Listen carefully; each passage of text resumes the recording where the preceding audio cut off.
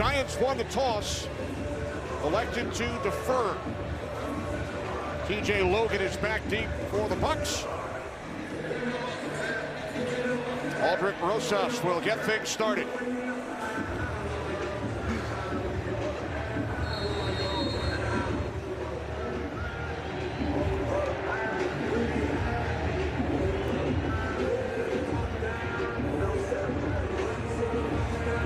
Giants and Buccaneers underway in Tampa. Bucs will start from their 25-yard line as Jameis Winston leads the Tampa Bay offense onto the field. Well, Kenny, I think it's safe to say that Jameis Winston has had a little bit of an up-and-down start to the 2019 season. I think last week in Carolina, on that short week, really on Thursday, he was helped tremendously by a commitment to the running game. And I got to expect that either Peyton Barber or Ronald Jones are going to be a big part of today's game plan as well. Buccaneers lost to the Niners here, and then a big win on a Thursday night over the Panthers in Charlotte. Peyton Barber in the backfield, two Barbers up in the booth, two tight ends set for the Bucs as Winston hands it off to Barber, and he spins out across the 30 to the 32-yard line, finally brought down by the rookie out of Wisconsin, Ryan Connolly, after a gain of 7. Well, I think it would be remiss not to mention Mike Evans on this offense. He's yet really to get a start to this season. He's had some downfield completions, but I got to imagine, too, that he's going to be a big part of this game plan. Do not be shocked if Tampa comes out and tries to take a shot at him early. Only 6 receptions for Evans over the first 2 games. Bottom of your screen. Second down at 3. Off the fake to Barber. Winston to Evans. There he is, Rondé, at a penalty marker as the catch is made by Mike Evans at midfield for a gain of 18. Bill Vinovich, now a referee today. You know, Rondé asked Bruce Arians, head coach of the Tampa Bay Buccaneers, if Mike Evans was frustrated by Chris Godwin's expansion. He said no. Prior to the pass, illegal contact, defense number 27. Penalties decline, result of the play, first down. Well, here's the penalty first, Teague. Look, it's the other side of the ball, and I remember in my playing days, they wouldn't even bother throwing this flag, but that's clearly the contact where the flag was. And to your point about Mike Evans, he is the ultimate team player. I remember in the preseason him talking about the potential emergence of Chris Godwin. You know what he's going to be in the offense. I think that both of them, though, are very, very dangerous together. DeAndre Baker, the penalty. Evans on the sideline. Winston wrapped up, and down he goes. Back at the 44-yard line, Marcus Golden, along with Alec Ogletree. One of the things that defensive coordinator James Bettcher told us that he wanted to do, get these guys off schedule, change the math. And it's just a miscommunication up front. You see DeMar Dotson, the right tackle, look inside, and then there's just a stun off the edge. It's an easy sack for Golden and Alec Ogletree to get Jameis Winston on the ground. Golden played for Bruce Arians in Arizona, 12.5 sacks back in 2016 for the Cards. And he's quite a talent. He's had a knee injury a couple of years ago. He hasn't probably gotten 100% recovered from that yet. Loss of 6, now second and 16 as Winston throws, and back on the field it's Evans who makes the catch at the 42-yard line. So a 3rd down and 2 coming up for the Bucs. When you look at this Giants defense, they've struggled. You live in the market. You know the conversation about on the back end, they're young. They're going to need Alec Ogletree to step up and be a leader. Yes, he makes a lot of tackles, but he's going to need to be involved in this pass defense. Bucs are going to use a lot of play action today because of their already setting up the run game. 3rd down and 2 from the 42-yard line as the Bucs empty the backfield. Winston on 3rd down, looks to take off, and he is stopped short. Lorenzo Carter with the initial pressure and then help from Ogletree. Well, Lorenzo Carter's right here in the screen, and look, there's nowhere to throw this football. They give the impression of pressure with 5 guys at the line of scrimmage. They drop, so there's nowhere for Jameis Winston to get rid of the ball. He did try to force it, but it looks to me, Kenny, like Bruce Arians is going to take a shot here, and if you're the Giants defense, hard count. 4th and short. Winston hands it off to Barber, and he picks up a first down. Peyton Barber to the Giants' 37-yard line. Well, they've had success running the football of late, guys, because of that play of the offensive line on the left side. Ali Marpet, Jensen, even to a degree, Donovan Smith, the big guys up front on the left side of the offensive line have really been positive in the run game, and I think that gives coordinator Byron Leftwich confidence to go for short yardage plays. I think we'll see more and more of that as this day goes on. Smith and Marpet, both New York natives. On the toss, it's Rashard Perryman, and Perryman will pick up a first down. The veteran wideout takes it inside the 25-yard line for a gain of 13. Yeah, the thing you see here is creativity by Byron Leftwich here. You see the toss comes back around. You fake it out to Barber on the right side. And Perriman, the most important thing that he did here was he accelerated through potential contact. That's the one way you break big tackles and make big plays. You accelerate through contact.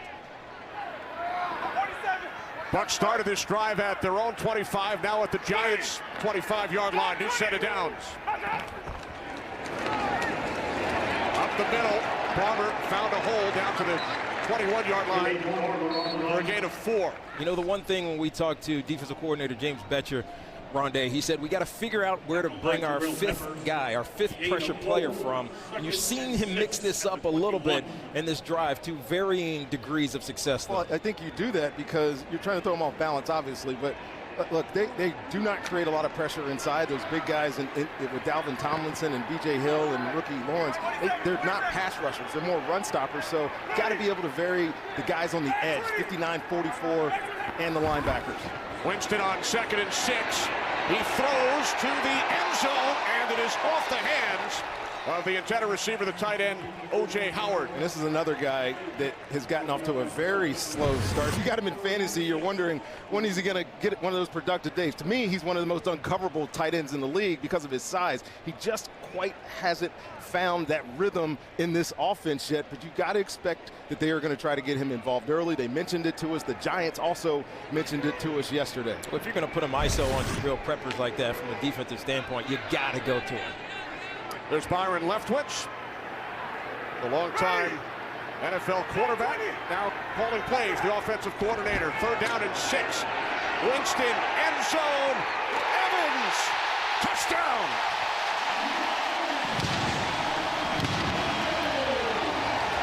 What a throw. And what a terrific adjustment by Mike Evans to get this ball. If you're going to live by the gun, you're going to die by the gun in the NFL. They bring all-out pressure, and that leaves Mike Evans one-on-one with Janoris Jenkins. And I love this, the way this pass is weighted. He threw it up, letting Mike Evans time to run underneath it. Jameis is going to take a shot here. But you see how confident and poised he's in the pocket, that his matchup is better than their matchup. Nice drive, first touchdown for Tampa Bay. Tell you what, Rondé, you know this from having played both corner and safety. Jackrabbit, Janoris Jenkins was in no man's land back there. When you're off the ball 6-7 yards, you got a receiver screaming down your throat, zero pressure coming at you. You have no chance. He could have easily went to the post and had the same throw. Here's the rookie out of Utah, Matt Gay, about to attempt the extra point. Bucs reach the end zone on their opening possession, and the extra point is no good. Wide to the left. Bucs strike first. Winston, Evans, 6-0 Tampa Bay. Supernatural woman. 10 plays, 75 yards, and the 24th career touchdown connection from Winston to Evans that matches a Bucs franchise record. Josh Freeman, Mike Williams, 24 as well. Corey Ballantyne is back deep for the Giants.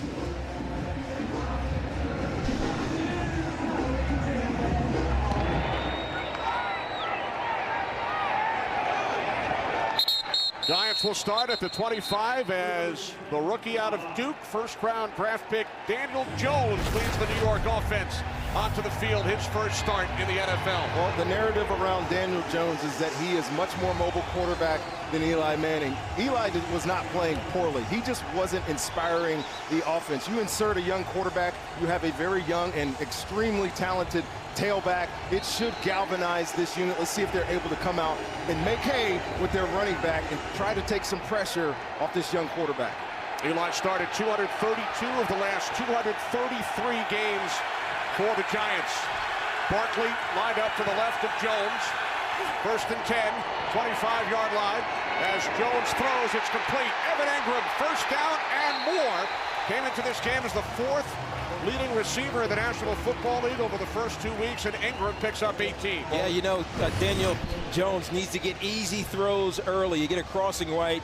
Jordan Whitehead is way deep off of this by necessity because of the action that's happening in front of him. And Evan Engram is one of the best young tight ends in the National Football League. Essentially, Rondé, a wide receiver. He is a wide receiver. Looks like one, runs like one, catches like one. Big play for Daniel Jones' first completion of his career. As a starter, 3 of 4 in Dallas 2 weeks ago in relief. As Barkley gets swallowed up. Well, you look at this Giants offense, no coincidence that we were going to be talking about Evan Engram.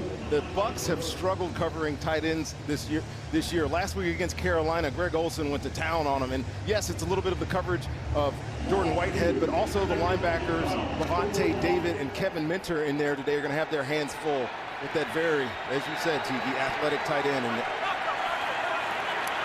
top of your screen, 87. Sterling Shepard missed last week's game against Buffalo due to a concussion. He returns this afternoon as Jones swings it out to Barkley. And Saquon Barkley gains a couple out of bounds at the 44-yard line, so a third down and long coming up for the Giants. Well, we must talk about Shaq Barrett. If not just because he had 3 sacks last week, is because of the energy that he brings an outside rusher. No JPPs, still on the physically unable to perform list. They haven't activated him. They've been looking all summer for a guy that can rush the edge, and last week he had huge returns against the left tackle for Carolina. This matchup for him today against Nate Solder, he premium won for the Bucs defense in this Giants offense. Third down and 9. Giants must get to the Tampa Bay 47 for a first down. Jones looking to throw, and it's complete for a first down. Sterling Shepard knocked out of bounds at the Buccaneers' 30-yard line. 21 yards from Jones to Shepard. Well, on back-to-back plays here, guys, you're going to see Shaq Barrett get double-teamed. 2 guys going to pay attention to him, and you see the running back come over, Saquon, and give a little chip. But the action is inside. Sterling Shepard, to me, is one of the premier slot players in the NFL. He can play outside, yes, but he does his most damage inside. 3 wide receivers set from the Buccaneers 30. Barkley flips it back. And not much, as Shepard is out of bounds at the 28, picks up just 2. Well, Pat Shermer saw the Bucs run a little flip reverse. Hey, we could have that in our offense too. You're going to run it again to less promising results. But this offense, we talked about it being more variable with Dan Jones at quarterback. Yeah. I think there's a sense that they'll see it differently, Eli and Daniel Jones today. I got to tell you, if you're going to run the ball, put it in 26's hands. Bucs formation to the right, 26 lined up to the left of Jones. And he does put it in his hands on second down. Gain of 2 to the Tampa Bay 26. And by the way, I don't disagree with you, Tiki, but look, when you look at the interior of this Bucs defensive line, and Ndamukong Suh comes in, Vita Vea has been a stud so far. Yeah. And Will Golston, who's the unheralded one, has formed a stout inside duo. It's hard to run that inside zone that New York likes to run, so you're going to see some creativity in this offense today. Giants have scored a touchdown on their opening drive in each of their first 2 games. Now facing a third down and 6. Play clock winding down. Jones sets on third down. What a catch! Wow. Evan Engram makes the catch. And he is close to a Giants first down. Well, they're giving so much respect to Evan Engram as a tight end that they're putting their nickel back, number 36, on him in coverage, but there is absolutely nothing you could do to defend that. Who needs Odell Beckham Jr.? Right. Learned some lessons from OBJ, Yeah, and he picks definitely up did. the Giants' first down. Yeah, that was fantastic. You know, you go back to Saquon for a second here. We mentioned at the top of the broadcast, it's going to be really hard because they're so thick inside here on the Tampa Bay front seven. If you're the Giants, you want to run at the edges with Saquon. Play clock is at 1. Giants get the snap away. Looking to run up the middle and wrapped up by Vita Vea. We had Vita Vea in our meeting on Friday, and I forget just how large of a human being he is. It doesn't matter who he's against. He will fight through double teams, pushing Jalapeno back. And the one thing you notice about Vita, he never finishes a play with a guy on him. He's always unblocked at the end of plays. Hard to run the football in there. Loss of 1, second down and 11. As Jones throws near side, complete at the 17-yard line to Barkley. Levante David makes the stop. With under 5 minutes remaining in the first quarter, opening possession for the Giants. I got to tell you, one thing that we're noticing from this Giants offense, it feels different. The rhythm is much more on pace, and even though they're not getting a ton of positive plays in the run, they're sticking to it to keep them honest, and it's giving Daniel Jones a lot of time in the pocket. Remember the one thing Giants fans always complain about, the O-line doesn't protect the quarterback. Well, Daniel Jones looks pretty cool back there. The much improved Giants offensive line this season, third down and 8. Giants must get to the 10 for a first down. And that's the first incompletion. Kevin Minter laid the hit. Well, there hasn't been a much better red zone defense to start this season than Tampa Bay. They get down here, they're either going to bring pressure or give you the illusion of pressure and drop back in coverage. And Daniel Jones thought this was man-to-man for some reason because his receiver, Russell Shepard, is still running right into a defender. Kevin Minter causes the incompletion in the field goal attempt here by New York. Rosas 36-yard attempt. Rondé mentioned the red zone defense. Bucs have not allowed a red zone touchdown. 7 possessions for their opponents. The kick is good. So the Giants score on their opening possession. First 3 weeks of the season. 6-3 Tampa Bay. Welcome back, guys. You can't spell Daniel without Eli. I like that one, Kenny. The similarities between the two quarterbacks are uncanny. We sat down with Daniel Jones yesterday. The mannerisms, the voice inflection. I got to tell you, Kenny, I'm sitting in that production meeting, and I'm just chuckling to myself because I said, this is Eli from 15 years ago. It's amazing how similar they are. And you were there, Tiki. Remember that Giants squad when Manning made his first start back in November of 2004. Daniel Jones led an 11-play field goal drive, and it was Mike Evans, the key for the Bucs on their first possession. Well, we had an inclination that Mike Evans was going to be heavily involved, and I think Mike Evans is the type of receiver that needs to get involved early. Week 1 against San Francisco, he came in, he was sick. He wasn't feeling well. He was out after 2 or 3 plays and just wasn't himself. Saw the emergence of Chris Godwin in the slot and some of the plays he made last week at Carolina. But what that does, it puts an emphasis away from Mike Evans, who to me is one of the most dominant young receivers in the NFL. Evans, bottom of your screen. Ronald Jones in the backfield. First and 10, 25-yard line. First carry for Jones today, and he goes nowhere as we head to Los Angeles for a game break and check in with Carissa Thompson. Carissa. Thank you so much, Kenny. So Cardinals opening drive. Kyler Murray connects with Larry Fitzgerald for this 1-yard score. Cardinals up in this one 7-0. Kenny? All right, thanks, Carissa. Panthers coming off the loss to the Bucs 2 Thursdays ago.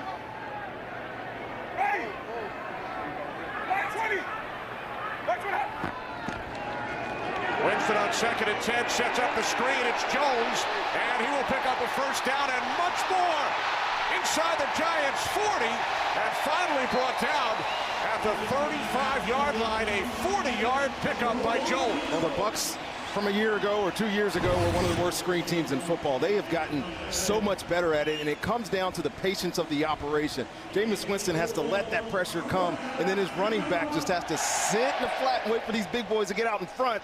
And then Ronald Jones has shown this year. The explosion, the acceleration, the ability to run through tackles. Got a huge play first start of this drive. Winston has completed 4 of his first 5 attempts. Now hands it off to Jones, who takes it inside the 30 to the 29. The second-year back, Tiki out of USC. Yeah, Ronald Jones has a great jump cut ability, and the way that they deploy these two guys is interesting. Game 1, it was all Ronald Jones. Game 2, it was all Peyton Barber. When you have a 1-2 combination like that, two guys who can basically be interchangeable, it gives you so much more flexibility as a play caller, as I'm sure Byron Leftwich is really appreciating. And you just saw that graphic, Teak, the balance of this offense as well. Run, pass, run, pass. Last week is the first time that I can remember that they had more runs than passes in the entirety of a football game. Empty backfield, 2nd and 5. Winston with time, throws far side, out of bounds. Away from Evans. 3rd and 5 upcoming for Jameis Winston and the Bucs. Part of the field here where Byron Leftwich can really do anything inside. This is where Chris Godwin has to come to life. And if you're the Giants defense, puts a lot of pressure on that slot corner, number 34, Grant Haley. And when you go into a game and you're looking at 3rd down cutups, and about 60% of the passes are going number 12, that's where your emphasis should be. Empty backfield once again. Bucs must get to the 24-yard line for a first down. On the slant. The catch is made by Perriman. Nice grab. Yeah, great catch. And a first down for Tampa Bay. Just a quick little slant. You see Chris Godwin inside is getting the attention. This is a fantastic catch. Outside of the frame of the body, those are so difficult. Rashad Perriman was brought in here to bring a speed element to this game. But he held on to that one. 1 minute, 46 seconds. I never ran during the play. Perriman, the former Raven, and Brown targeted 4 times in the Bucs last game. No receptions, but off to a good start here today. Yeah, I tell you, when you get a ball that's bad like that, it's not really a bad ball because it was a good ball, but it was a bad anticipation of that ball. Great adjustment by Perriman. Is there such a thing as a bad reception? No, not at all. Says the man who is 2nd on the Giants' all-time list behind Amani Toomer. There's Jones. Jones to the 21. Alec Ogletree in on the tackle. This is one of the few run plays that we've seen where the Giants haven't had to bring pressure. This is where I think Coach Betcher is getting in a little bit of trouble. He's got to bring pressure to both stop the run and get some heat on Jameis Winston, which leaves them vulnerable in so many different ways. We saw it on the screen a few plays ago. We also saw it on the touchdown pass on their first drive. Hey, 59 deal. Mike 47. Ready. 3 receivers set up to the left side. 2nd down and 8. Winston over the middle, caught and taken down to the 3-yard line of the Giants by O.J. Howard. Well, when you put those 3 receivers on the left side, like Tiki mentioned earlier, you get an isolation on the backside, and Jabril Peppers, he's a good football player, but he is no match for O.J. Howard. And again, the catch radius, the size to block out defenders is awesome. On 1st and goal from the 3, Winston to the end zone looking for Evans. And I think that was just a throwaway. The pass was meant to go to the flat real quick to Ronald Jones, but good pressure in Jameis Winston's face. He had to redirect and change his decision. The smart thing he did there was put it out of the end zone where nobody could get this. And you know, Jameis over the years has had a propensity, I guess, to make bad decisions down here and ultimately take points off the board. He wants to be a hero. Yeah, absolutely he does. And when you're in scoring position, you know this better than anybody. You played on this side of the ball. Points is all that matters. So you got to be smart with the football. 2nd and goal. Jones in the backfield. Winston, quick release. And taking it in for his 2nd touchdown in this first quarter is Mike Evans. Oh, Tiki, you said it was stealing. That's exactly what it was. This play is a tenet of a Bruce Arians offense. They just want 2 guys in a stack, and they know that these 2 guys can't cover them in man-to-man. Just pick up and throw it. Easy. Stealing ain't the word. That's just a gift. Yeah, it's like 7 on 7. I got to tell you, Rondé, it's similar, not the same, but similar to his first touchdown. You get a cornerback that has to play off because of the circumstances of the defensive scheme. Mike Evans is a free ride. Gay missed his first extra point attempt, and this one gets blocked. 0 for 2. Mike Evans, 2 touchdowns in the first quarter, but 2 missed extra points. Dexter Lawrence got a hand on it. 2 touchdowns for the Bucs, both from Winston to Mike Evans. Oh, he's been the difference today, and you're the Tampa Bay Buccaneers offense right now. You are feeling your #1 receiver. He looks confident, obviously healthy. His quarterback has found his main man today. 2 missed extra points, so it's a 12-3 game. Kickoff into the end zone. Giants will start at the 25. Second series for Daniel Jones and the New York offense. 4 for 5, 53 yards on their first possession, which culminated with a 36-yard field goal. Yeah, he moved the ball down the field really effectively in a variety of different types of play calls. I think benefited him. But we're seeing here now why this Giants offense has gotten stuck passing the ball so much in these first couple of games. Their defense can't get off the field, which puts too much pressure on the offense, regardless of who the quarterback is. 2 75-yard drives by the Bucs in this first quarter. Off the play fake to Barkley. Jones hits Barkley out of the backfield, unable to spin away as Mike Edwards makes the tackle. Barkley loses a yard as time winds down in this first quarter in Tampa, Florida. And Daniel Jones' first NFL start. His Giants trail the Tampa Bay Bucs by 9.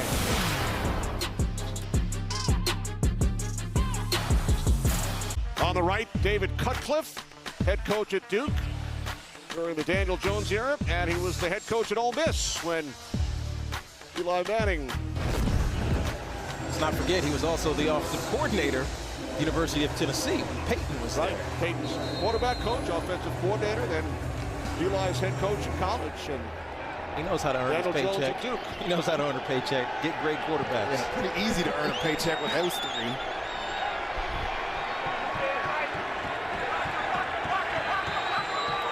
Second down at 11 as we begin the second quarter.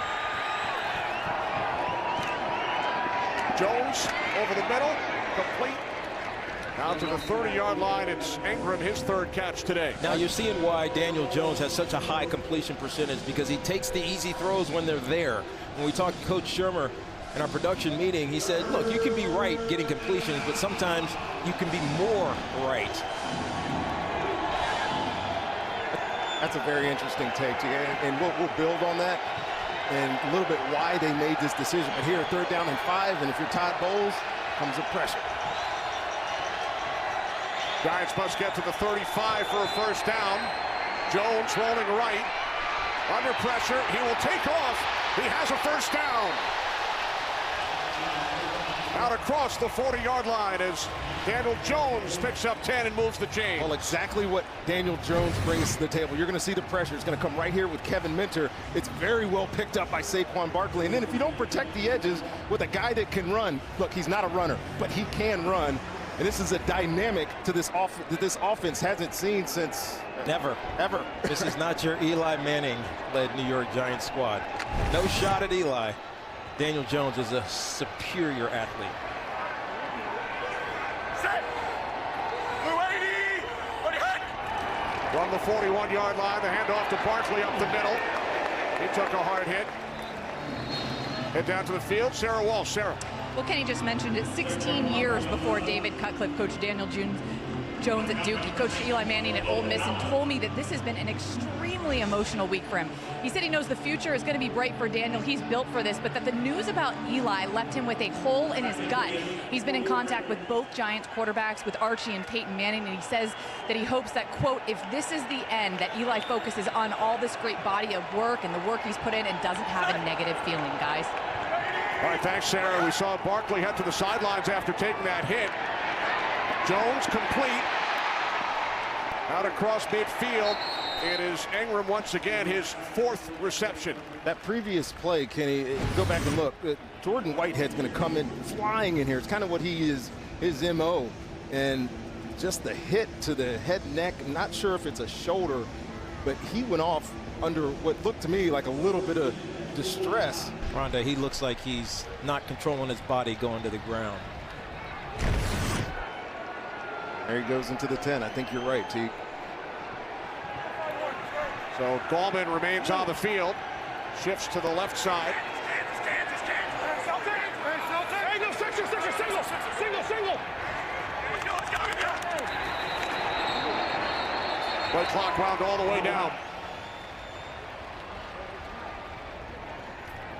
Delay game.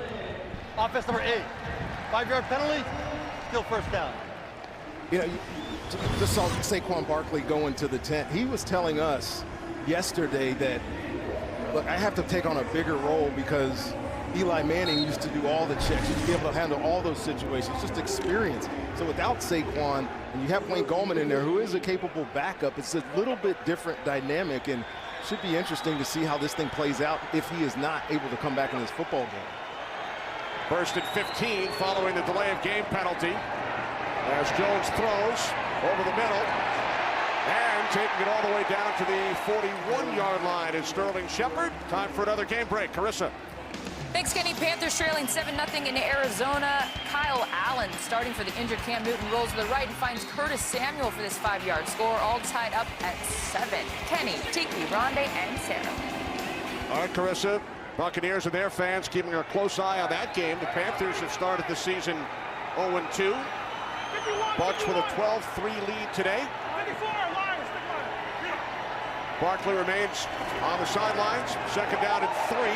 Jones on the slant. And that pass bounces away from the rookie out of Auburn, Darius Slayton, with Vernon Hargraves defending. Vernon Hargraves up top. He gave up a lot of completions last week. He had 12 tackles, but a lot of those were because of the completions in front of him. But watch this. Kevin Minter, 7 years in the league. That's pretty good right there, man. Lands on his feet. Good job by Jones getting that ball out there. Yeah, that's one you got to catch. Minter replacing the injured rookie Devin White, that linebacker for the Bucs. Third down and 3. Jones throws near side. There is a flag. He was looking for Shepard. Carlton Davis defending.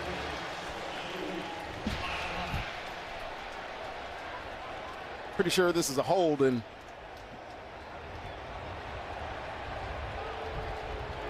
Pass interference. Defense number 33. Spot foul. Automatic first down. the flag came out almost immediately, so let's see if he falls on his own here, though. Carlton Davis is good at the line of scrimmage. A little grab of the jersey, not enough for me to affect the route. I mean, it is what it is. The officials have eyes, too, and got to make judgment decisions in real time. A look at Barkley on the sidelines.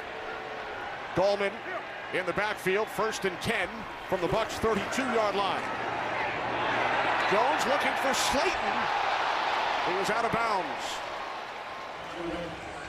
Yeah, and Darius Slayton back from his hamstring injury. He's a high-speed guy with really good body control, and he takes his shot at Carlton Davis over here. This is a really well-placed throw. When I looked at Daniel Jones in the preseason, some of his best completions were down the sideline.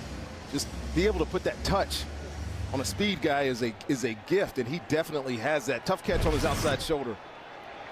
Good news for the Giants with Saquon Barkley back on the field. That's not good news. That's great news for the Giants. 9th play of the drive. 2nd down and 10. Here's Barkley up the middle. Barkley to the 26-yard line of the Bucs.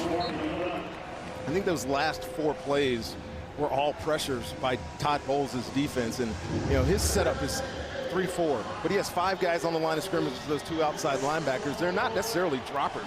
So if you're counting pressures as 5 guys inserting, they do it almost every single play.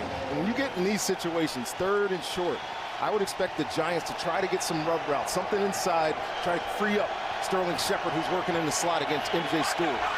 Bowles, of course, head coach of the New York Jets the last 4 years. 3rd down and 4. Giants must get to the 22. Pressure on Jones. He escapes, moving to his left. Now he throws. There is a flag.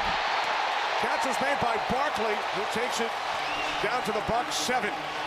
Zero panic. For a rookie to get into Unbelievable, man. football game and have this kind of poise, it's encroachment on Shaq Barrett.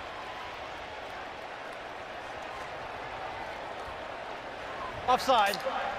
Defense number 58. Penalty decline. Result of the play. First down. Little early, but keep an eye on this quarterback here. Zero panic, just no panic.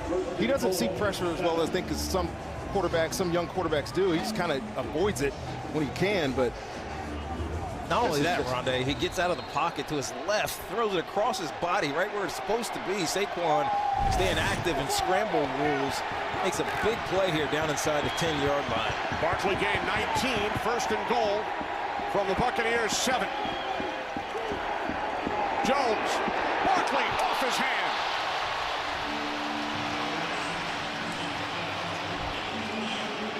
this was a well Two hands. set up play. Two hands. Saquon Barkley must catch this football. Two hands, man. Two hands. It's like this is one of those plays where it's a natural pick. The inside linebacker, Levante David, just has him in coverage. But as you can see by the three pictures that we've shown, he wasn't even in frame. All you got to do is take the little bit extra time and put two hands on it, like you said, T. How many hands taking? Two hands. Can't afford to hit you in a bad place. On second and goal, this is Jones inside the 5 to the end zone. Touchdown! Oh, you knew that was coming eventually. When you have Saquon Barkley and Daniel Jones in the backfield at the same time, there must be a read option in there. You're right. This is a play that has probably been in the playbook since the beginning of camp. We actually saw this. If you're a Giants fan, you saw this in one of the mini camps. You're like, man, they're doing a zone read. In his 16 seasons, the future Hall of Famer Eli Manning, 7 career rushing touchdowns. One of them happened 2 years ago, I think, in this actual game. Great drive by New York. Had to answer, and they did. Rosas adds the extra point. They lost Barkley midway through the drive. He returned. Daniel Jones in his first NFL start takes it into the end zone. What a start for Daniel Jones. I got to tell you, having an athletic quarterback in the National Football League simply changes your game and your game planning. When you talk to Coach Shermer, we obviously saw the play where Rondé said he didn't panic. He's built for this. His heartbeat does not raise. More importantly, if he gets outside of the pocket, you never know what he can do.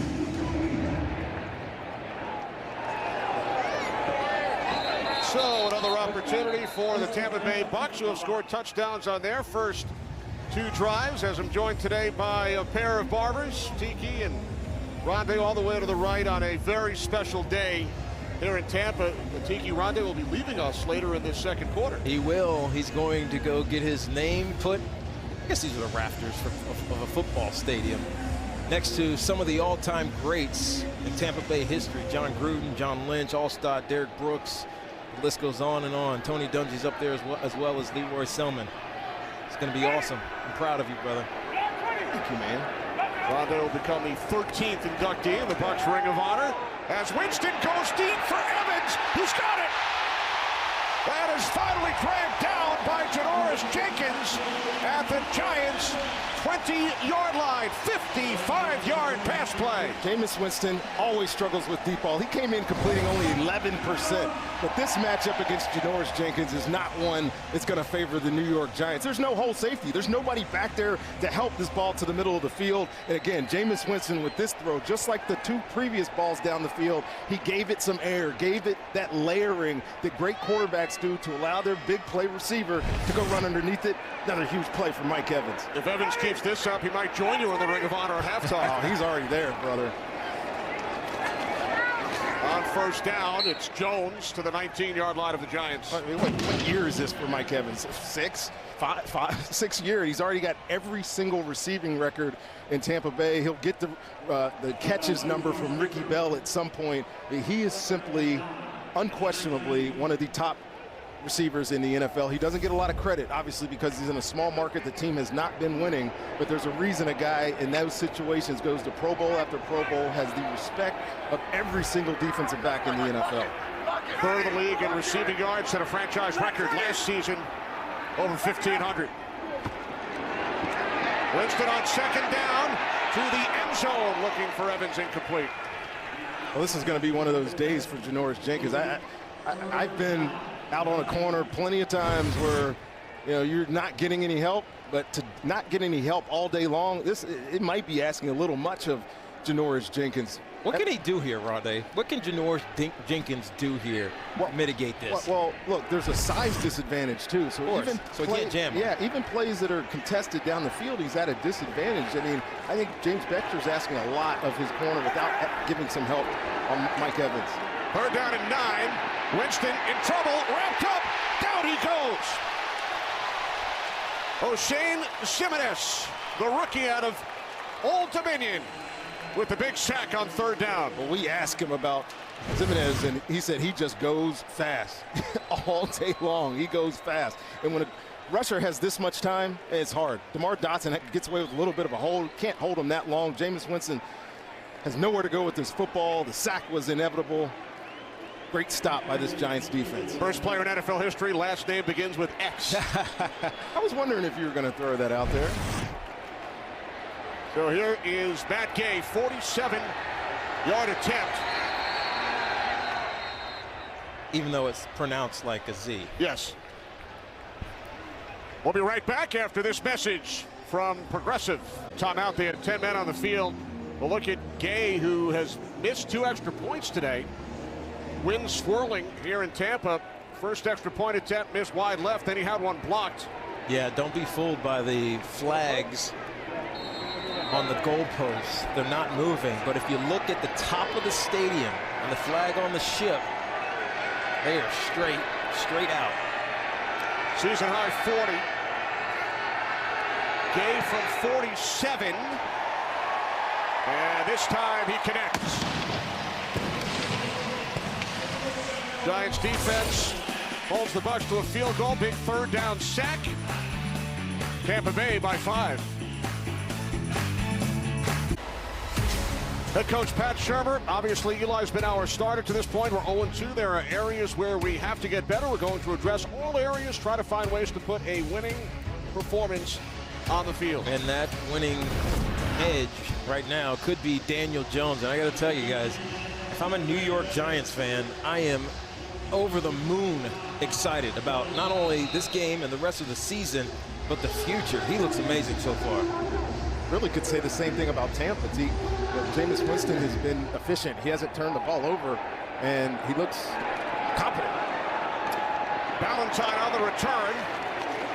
Out to the 24-yard line. Here's Daniel Jones's mobility. We see him getting out of the pocket. Play breaks down. Defender thinks he can cut him off, but he turns that corner, picks up a big gain. Then here he is getting pressure in the pocket. No panic. Slow heartbeat. Throws a perfect dime to Saquon Barkley. And this is the designed run to come out the backside. You got to defend an extra skill position player with Daniel Jones as your quarterback. And you say that, it's a perfect segue into what's going on in the field right now. If you're Todd Bowles right now, and you're the defensive backs and linebackers for Tampa, all of a sudden that's in your head now. You got to think, this kid can run. He can beat us with his legs as well as his arm. Giants start from the 24-yard line off the fake to Barkley. Jones rolls right, fires downfield, just out of the reach of Sterling Shepard. This is a double move here by Sterling Shepard. About a step short of getting to this football here. Stutter and go. Shepard got hung up just a little bit. Otherwise, that one might have been completion.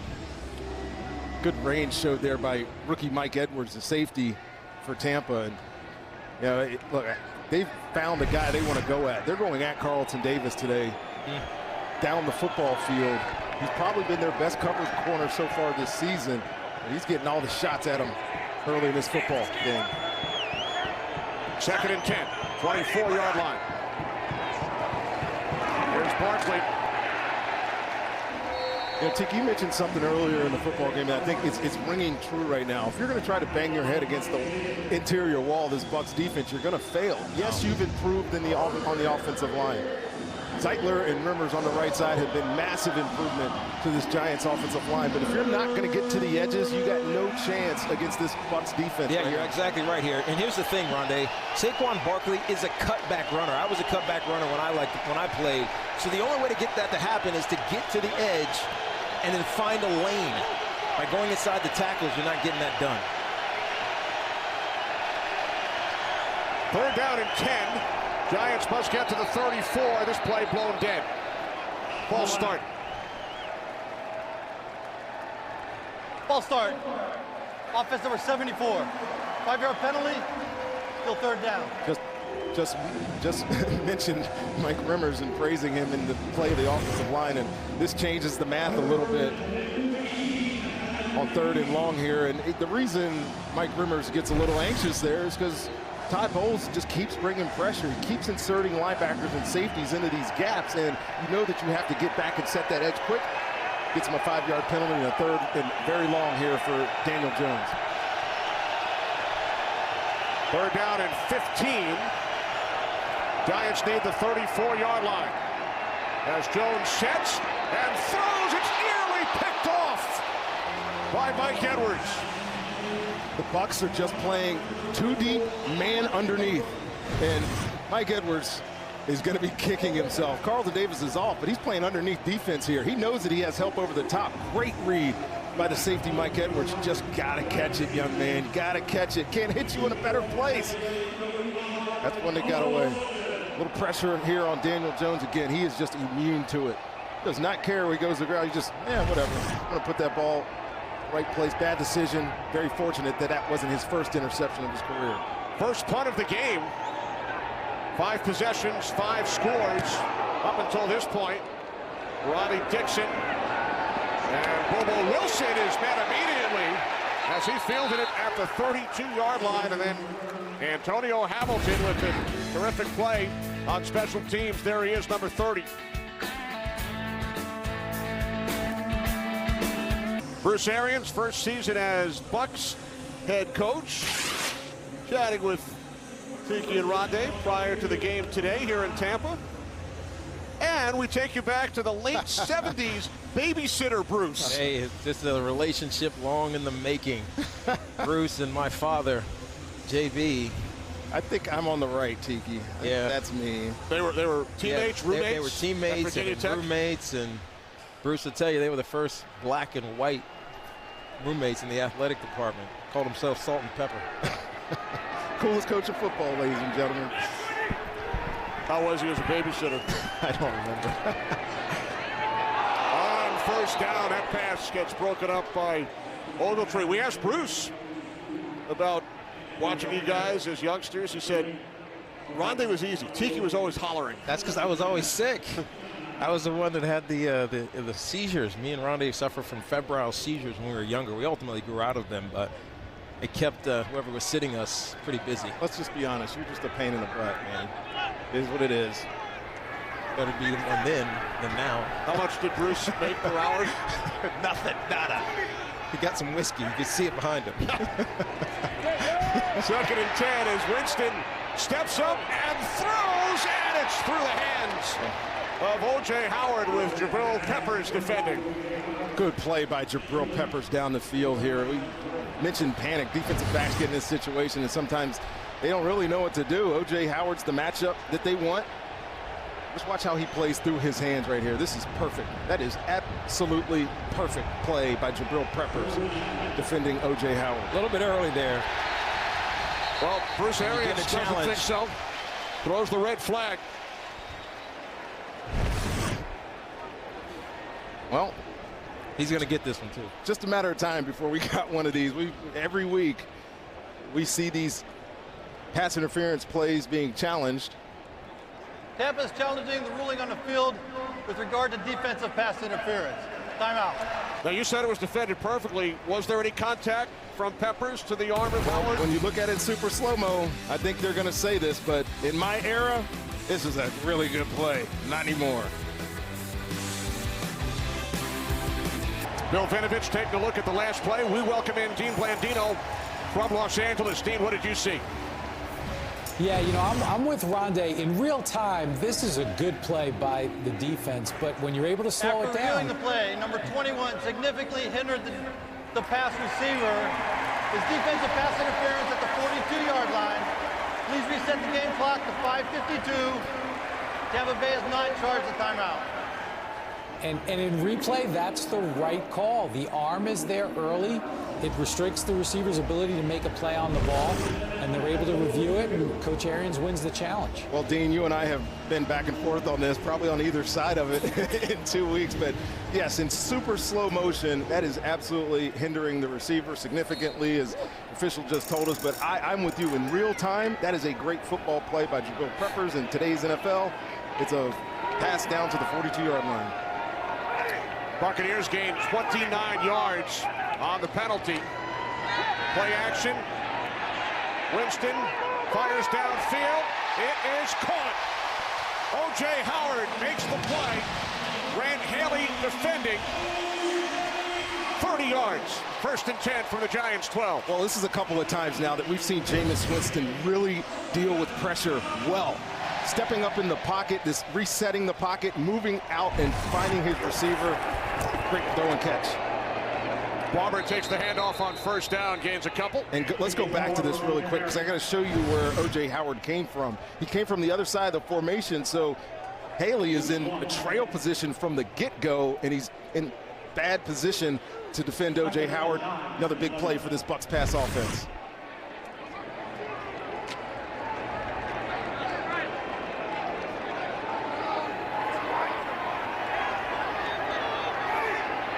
Under 5 minutes remaining, 2nd quarter. 2nd down and 9. Winston down to the 9-yard line of the Giants. Looked like he thought about handing it off to Peyton Barber. No, I don't think they're running zone read or QB read with Jameis Winston and Peyton Barber. It looked like he just missed that handoff. A little bit of a wide route by Peyton Barber right there. That ever happened to you, Tiki? No, because I wanted the football. I was precise on my football. Yeah, that was not a Jameis Winston Cam impersonation. No. 3rd down and 7. Bucs can pick up a 1st down at the 2. Have not mentioned Chris Godwin yet today. He's in the slot. This is the time you should find him. Godwin, number 12. Winston on 3rd down was hit as he got rid of the football. And it's picked up by Alec Ogletree. There was no whistle. And Ogletree will take it all the way back. Come on, inside the 35-yard line. Yeah, he pulled a hamstring, it looked like. That's why he pulled up. And there's a flag on the field right now, but the flag is going to be because there was 3 Buccaneers players that were running onto the field. Let's watch this really quick, because he got hit as he threw this. And they're going to have to determine if that's a fumble. I think he had possession of that football when it went through. Ruling on the field is the fumble covered by the defense. Plays under review. Now remember the play in the Saints-Rams game that was blown dead last week. Yeah. In this case, they did not blow the whistle because they could take a look at it in replay. You're right. And reverse it if they need to. In that Rams-Saints game, the ball was clearly out of Jared Goff's hand before he tried to throw it. It's clearly in Jameis Winston's hand. This will be overturned.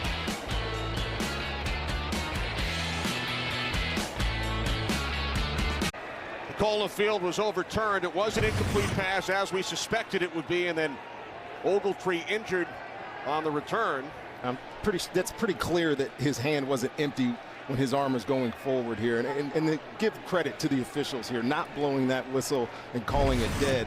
The unfortunate, very unfortunate part for the New York Giants is the guy that we highlighted at the beginning of this game, the leader on defense, Alec Ogletree, definitely pulled up lame with his hamstring. 27-yard attempt. Matt Gay. His kick is good. Bucs extend to an 8-point lead. As we celebrate the 100th season of the NFL, we take a look back at the careers of a couple of pretty special twin brothers. Upon leaving Virginia, Tiki and Rondé Barber found themselves on different teams for the first time in their lives. No brother, no problem, as Tiki went on to become the Giants' all-time leading rusher, while Rondé went on to become the only player in NFL history to record 45-plus interceptions and 25-plus sacks. That last shot in Philadelphia following the 92-yard interception return, which essentially closed Veterans Stadium. Yeah, no, I appreciate Rondé for doing that, because he has made Philadelphia Eagles fans hate me a little bit less. Right. That spot will not be empty following halftime. Right next to your coach, John Rondé Barber, with the accent over the E, for those who care. Barber will be up there. Again, like I said it before, Rondé, but I'm proud of you. You had an ability to singularly focus on being great. That's why you're getting this distinct honor. The yellow jacket, the gold jacket will be next. Giants back on offense, trailing by 8. We'll look at Alec Ogletree, down to Sarah. Kenny, Alec Ogletree is down here on the side. A trainer was rubbing his left hamstring. He didn't go in the injury tent. He's walking around, but his return is questionable, Kenny.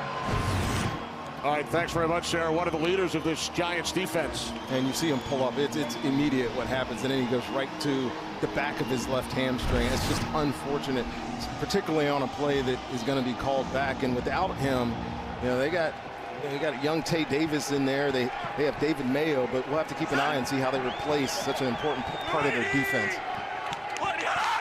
First and 10, 25-yard line. On the toss, it is Barkley. And again, he gets swallowed up. For Saquon Barkley, coming into this drive, 7 carries, only 11 yards. We've talked a lot about Will Golson, Vita Vea, and Ndamukong Suh. Big Bo Allen just destroyed the center there, Jalapeno, off the ball and nailed Saquon Barkley before he got any traction on the run game. And again, continue to struggle with that inside zone. It's going nowhere right now. Daniel Jones, the Giants' leading rusher, with 18 yards on the ground and a touchdown. Second down and 11. Jones to Barkley out of the backfield. Upended as he crosses the 30 and remains down. He got hit hard right there on the knee by Mike Edwards. And Mike Edwards has been really active in this football game. I do not like the way that he went down on this left knee here. You wonder, Rondé, if that's a thigh bruise or if that's a knee injury. We'll have to get an update. Well, I think, look how he landed. Ankle? Maybe it's an ankle. Yeah, it's hard to really tell. You can tell they're trying to feed him, though. He is still really struggling over there on the sideline. Replaced by Wayne Gallman. Third down and 5. Giants need the 35-yard line for a first down. Jones under pressure, fires, complete for a first down. Out at the 45-yard line, it's Darius Slayton.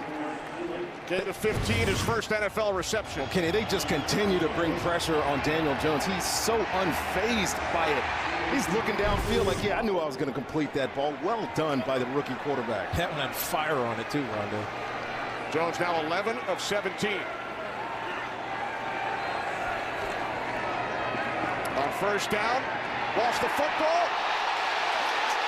And it looks like Carl Nassib has recovered. Yeah, this was the one thing that you worried about with Daniel Jones in the preseason was ball security. He had 2 fumbles in the preseason. You get it here because of a lack of awareness of where pressure is coming from. That just comes with experience. Exactly, Tiki. And I mentioned it earlier in this football game. He just doesn't see the pressure. He's unaware of it because he's always keeping his eyes downfield. And if that, no matter where that ball is, good defenders don't always sack the quarterback. They sack the football. And great play by the Bucs defense. And you're seeing now what the rest of the league is finding out about this Tampa Bay defense. They play hard, they play fast and physical, and they always get after the football. Get another turnover here. Shaq Barrett, his 5th sack of the season. Carl Nassib, his brother Ryan, is a former Eli Manning backup. He comes up with the recovery. And now Winston dumps it off to Jones. And a nice tackle made by Grant Haley. And this will take us to the 2-minute warning, but there was a flag.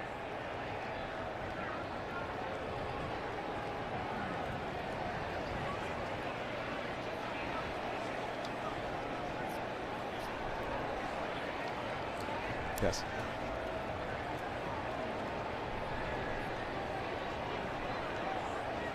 Barkley heading off to the Giants locker room. Prior to the pass, holding.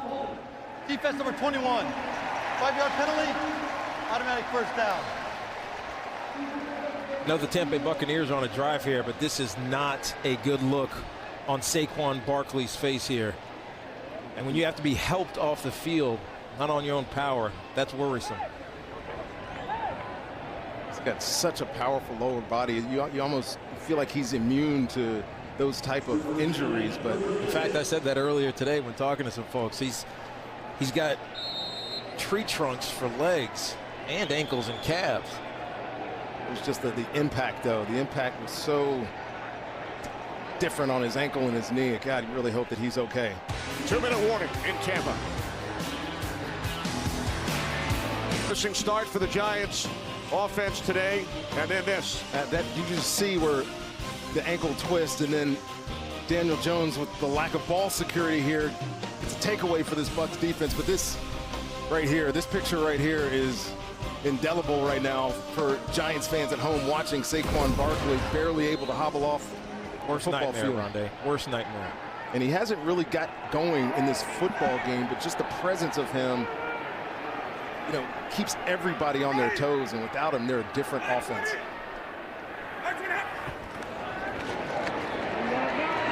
Winston complete. Dare Ogunbowale out of the backfield to the Giants 28-yard line. And the Bucs will get in 2-minute mode here, and when they do, you'll see a lot of Dare Ogunbowale, and he's got great receiver abilities out of the backfield. He can block. Second down at 2.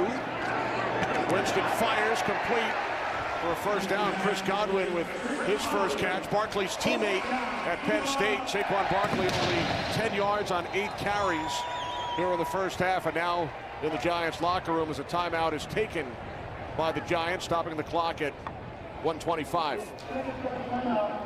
What's coming up at halftime? Kurt Menefee. Coming up on the Visa Halftime, we'll travel to Seattle for the Saints and Seahawks, then hop a flight down to San Francisco to see how the Steelers and Niners are doing, and then drive down I-5 to check out the LA Chargers hosting the Houston Texans. If I get my seat right, we'll get you a Wild West edition of the Visa Halftime. All right, thanks very much, Kurt. 1:31 remaining in the half. Rondé's still with us. Yeah. Got to head down at some point. I'll be sprinting down there, guys.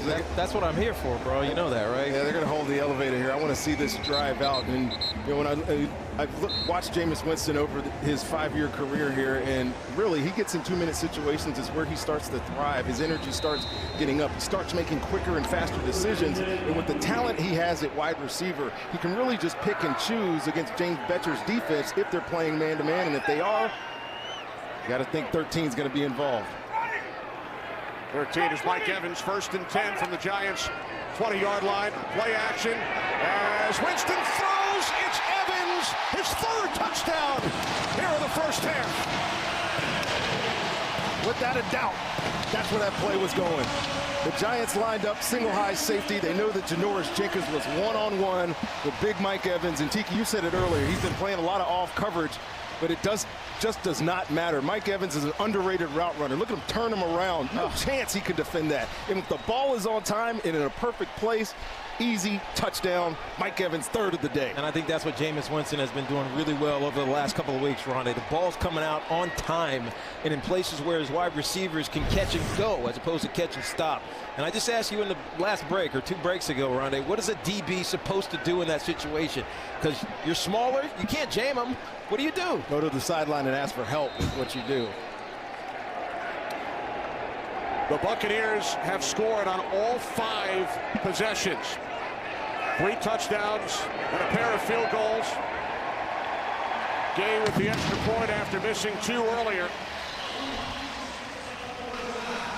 Buccaneers extend their lead, and we head to Los Angeles for a game break with Carissa. Thanks, Kenny. So the Panthers were trailing 10-7 in Arizona when Kyle Allen connects with DJ Moore for this 52-yard score. Allen has a great first half going for himself, 13 of 16 for 173 yards. Panthers up 14-10 at the half. Kenny?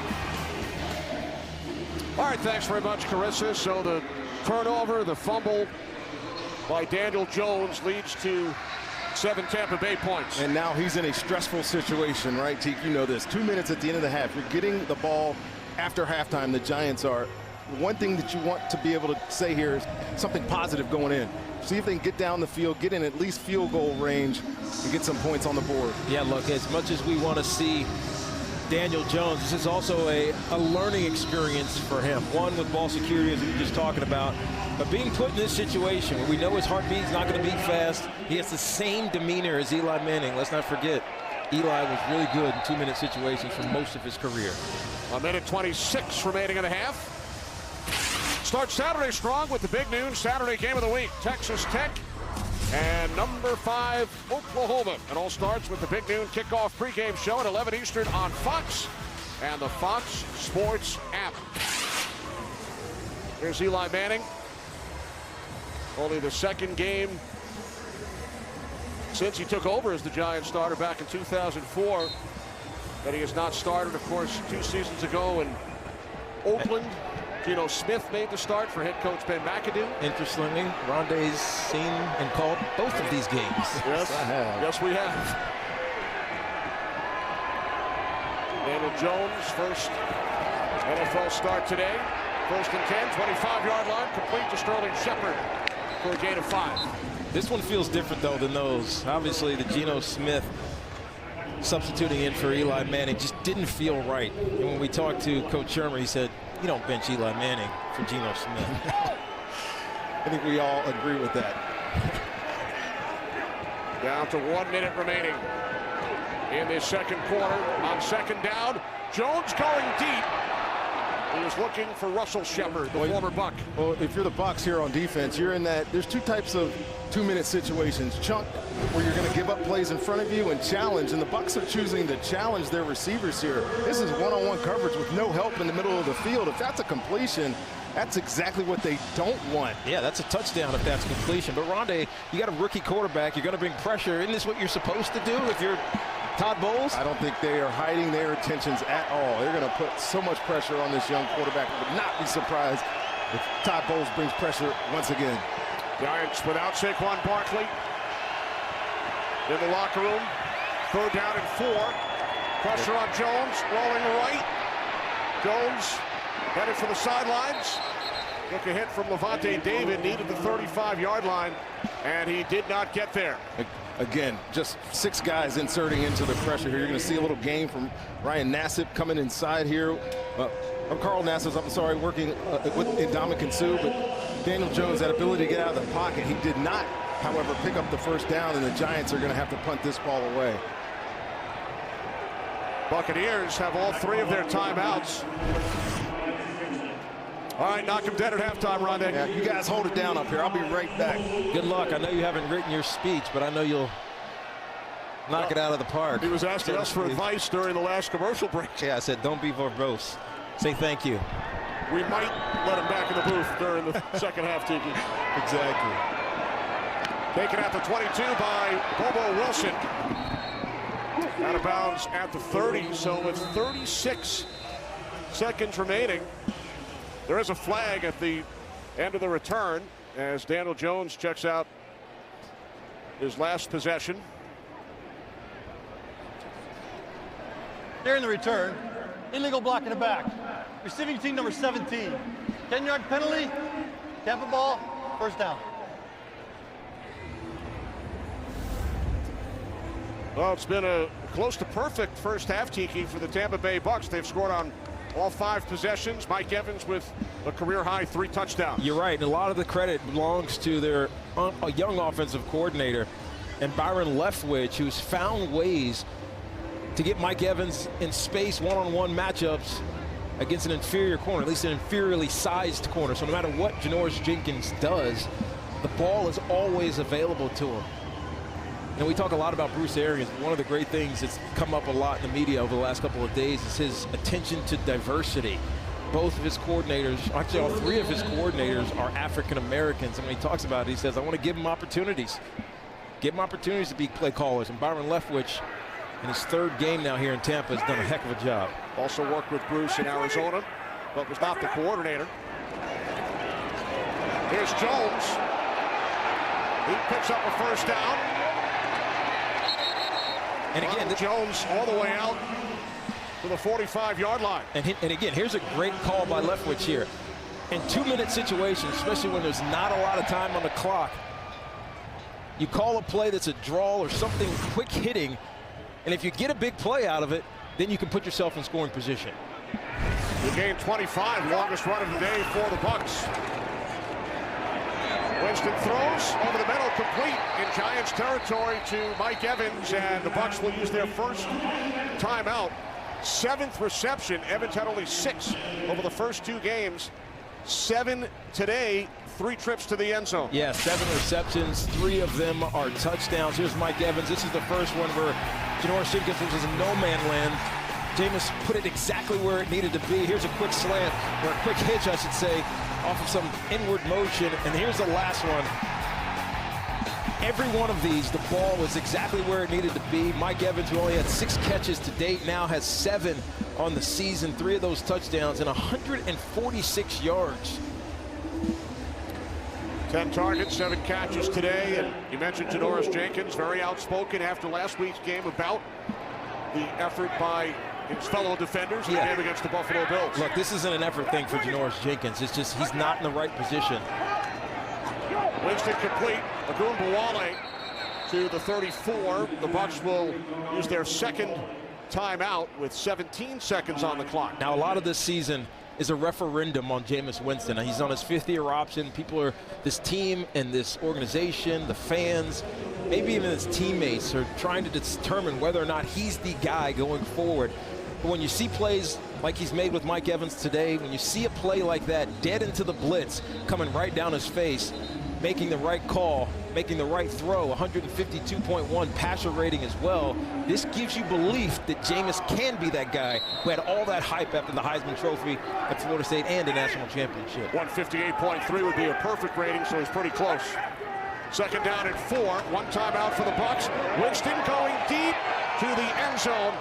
Too far for Bobo Wilson, with DeAndre Baker defending, down to 11 seconds. Now again, I like this by Byron Leftwich. You take a shot. Once you get over the 50-yard line, you get in strikeable range. Go ahead and take a shot at it. You might catch him off guard. Arians told us on Friday, we asked him if he ever butts in with Leftwich calling plays. He said, once in a while, I'll tell Byron to take a shot. I think that might have just happened. Bruce Arians just standing there stoically. 3rd down and 4. 11 seconds on the clock. 3 receivers to the right side. As Winston fires far side. And this one was caught out of bounds by Evans. So the Bucs will send out the field goal unit with 4 seconds remaining. Still an amazing catch by Mike Evans here. This is one, this is an example where Coach Betcher, defensive coordinator of the Giants, had them in a zone. Jameis almost put that one right where it had to be. Instead, you're going to get a long field goal attempt. Looks like a 52.5-yarder. Giants have sent a couple of defenders back right around the goal line. One in the end zone. 52-yard attempt from the left hash.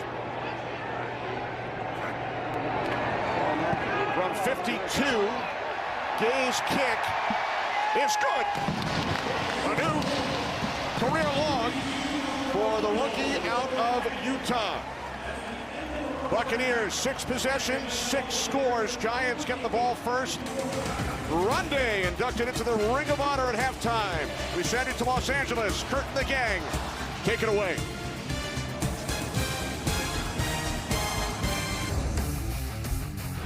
Winston, end zone. Evans, touchdown. Jones inside the 5 to the end zone. Touchdown. As Winston throws Bucs. It's Evans, his third touchdown here in the first half. Today's game flow brought to you by Progressive here in Tampa, as Rondé was inducted into the Buccaneers Ring of Honor moments ago. Kenny Albert along with Tiki Barber, an emotional scene.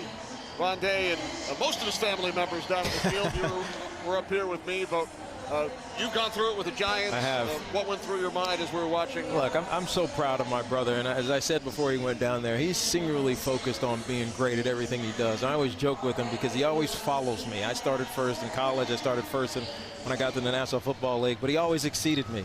And it's because of it's a testament to him, and that's what that name represents. All right, let's take a look back at part of the ceremony here in Tampa moments ago.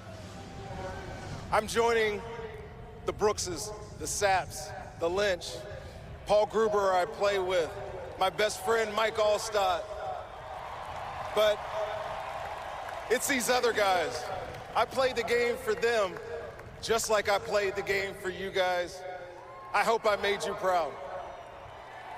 And before I go back upstairs and go to work, I'm gonna give it to you one more time.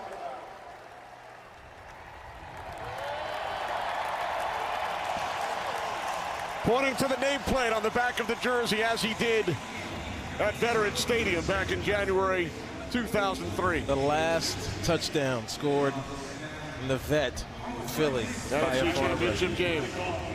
Our partner, your twin brother. What a moment. Yeah, it was a great moment. It's a great moment for us, his family. Great moment for his extended family, which is the Glazers and this Buccaneers community, both the players and the fans. Everybody's proud of him. He said, I hope he made them proud. He definitely did, brother. He definitely did. All right, now let's see how quickly he gets back up to the broadcast booth. He's quick. I don't know if that elevator moves fast enough for him to get up here before this thing kicks off, but. Daniel Jones in his first NFL start led the Giants on 2 scoring drives. Field goal in their first possession, then a touchdown drive, a fumble late in the second quarter, which led to a Buccaneers touchdown. Yeah, no, for a minute this felt like it was going to be a tight game. Daniel Jones is actually playing some pretty good football. The third down conversions, which have been so bad for the Giants for a lot of the season, are actually way up. 63%, 5 of 8 Daniel Jones has been.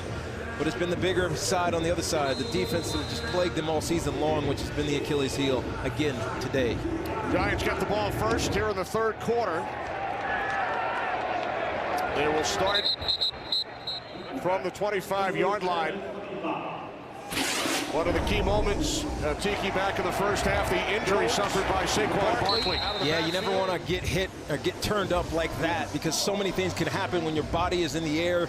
You're not in control of your legs. And here we see him limping off the field with the assistance of 2 Giants staff members. He is not in the game right now. Wayne Gallman, who's a really good back in and of himself, but he's not as powerful of a runner as Saquon is. Rondé has returned. That was impressive, and that jacket's pretty cool, bro. Thank you, bro. First and 10, 25-yard line off the fake to Gallman. Jones pass is caught by Evan Ingram, still going down the sideline. Evan Ingram will take this all the way. What a great read by Daniel Jones. More importantly, what a great job by Evan Ingram. But big plays like this only happen when you get guys blocking downfield, as Darius Slayton does. Picks up this one block. Evan Ingram takes it the distance. How about the run after the catch ability? And we mentioned earlier in this game, Tiki, he's a wideout. He runs like a wideout. Vernon Hargreaves is one of the fastest guys in the Bucs secondary. No chance of closing that distance, and it's only 1 tackle. Right? When you're a safety in the middle of the field, you have 1 shot to find the angle, especially on a guy that's this athletic. Huge play for Daniel Jones, this Giants offense. 75 yards. First touchdown pass in the NFL for Daniel Jones on the first play of this second half. That's a memorable one. Here we are now with this game. It doesn't feel so out of hand right now. It was going into halftime, 28-10. Giants perception of Ingram's career, and now the Giants go for 2.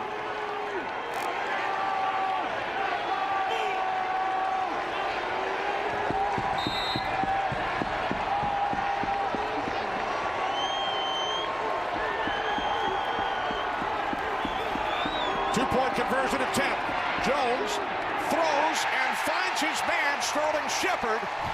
So the Giants convert and pull to within 10. Well, you're going to see Sterling Shepard going to get matched up on Levante David, and they create. Here's Levante David. Sterling Shepard's going to run in there. He just creates a natural pick from his own players. Great play design, great execution. 2 points on the board for Sterling Shepard. And I agree with you, Tiki. That two-point conversion is crucial. Obviously makes it a 10-point game here, two-possession game. And it just the feel is different coming out of halftime. We always talk about going in, making adjustments. What are you going to do differently? Yep. And they came out firing. Like, you got to have momentum-changing play. It's a crossing route to Evan Ingram, 15 or so yards deep.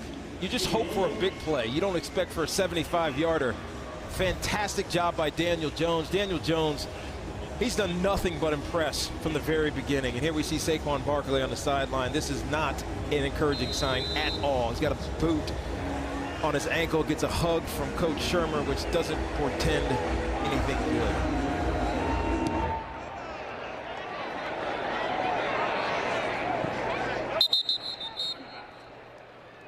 Buccaneers will start at their 25-yard line, leading the Giants by 10 down to Sarah Walsh. Sarah. Guys, a great start for the Giants here in the second half, but they're going to have to go the rest of the way without Saquon Barkley. He's had x-rays. He's on crutches. That right foot is in a boot. He will not play, obviously, again today. Neither will Alec Ogletree. They are both ruled out for the Giants. Kenny. Thanks, Sarah. Ogletree injured on a return that was called back. Whistle was not blown. Initially ruled a fumble by Winston, but reversed to an incomplete pass. So unfortunately for the Giants, they did not get the ball on the turnover, and they lose one of their leaders on the defensive side, Alec Ogletree. Peyton Barber out to the 26-yard line, gain of 1. Oh, games are about momentum. You have a play like the Giants did to start this second half, and momentum changes. Just the feeling changes. The Giants fan in attendance here feel the change as well. Now, Jameis Winston in this offense, you come out and try to answer that. But if you're the Giants, you can continue that momentum if you get a stop here on their first possession of the half. K. Davis, 58 in the game for Ogletree. Winston over the middle. It's O.J. Howard.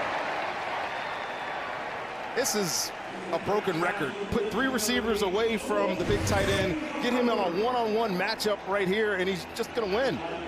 He's just going to win. His size is too much for a defensive back playing outside leverage to come in and make a play on this ball. And again, great, quick decision by Jameis Winston, knew exactly where he wanted to put that football.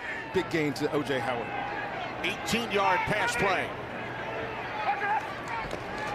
From the 44-yard line, it's Barber.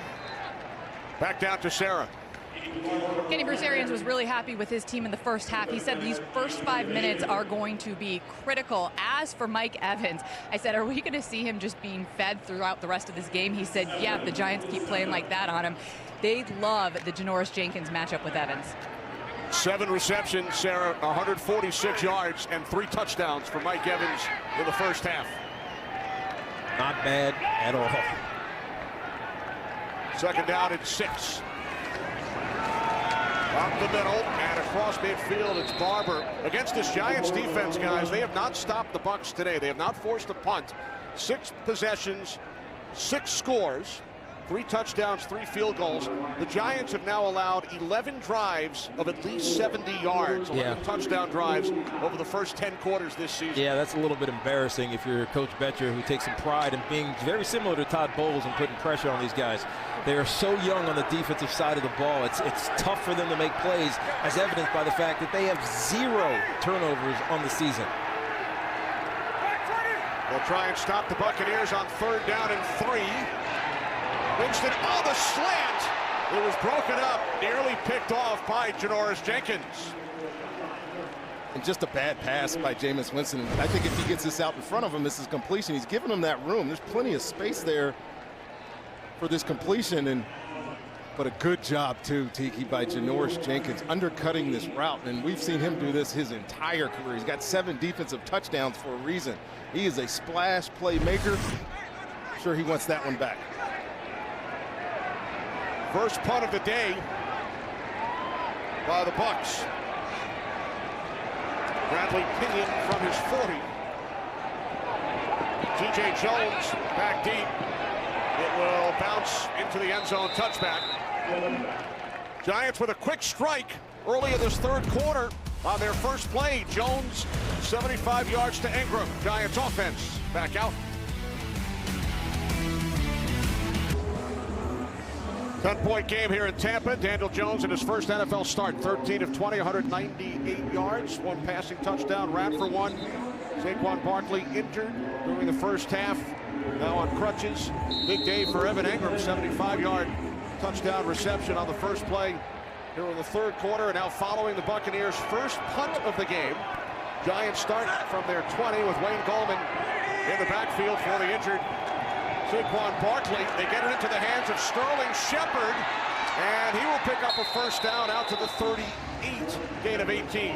Guys, I think we can agree that this Giants offense has been exactly as advertised. It's diverse, it's multiple. Seeing reverse plays out of the receiver, that's the second one today.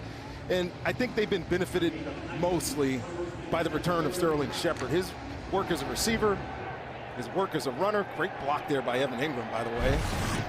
And this offense is diverse. It looks more alive, has much more energy, and I think that's what they were trying to get out of inserting this young quarterback into play.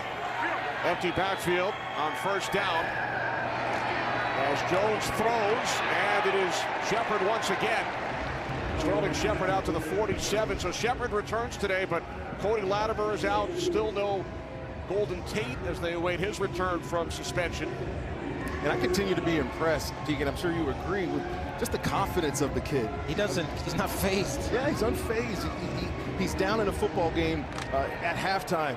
One pass, he's right back in it, and it's so workmanlike. It's almost as if he's been there before in the NFL, and he's making it look very routine to me.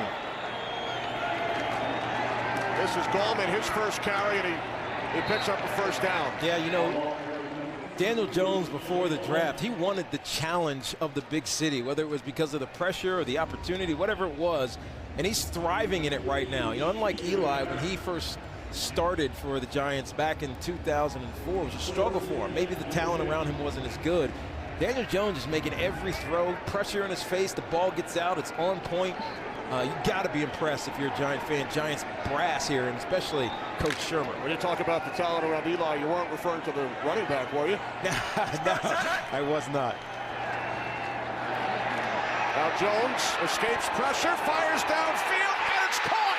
Darius Slayton! Man, this kid is awesome. Just escaping again to his left, right? Carl Nassib has great pressure from his front side, and just watch how easily he moves away from it. Keeping his eyes downfield to boot. You're not supposed to be able to throw that ball that far going left. 46-yard connection as the Bucs make wholesale changes.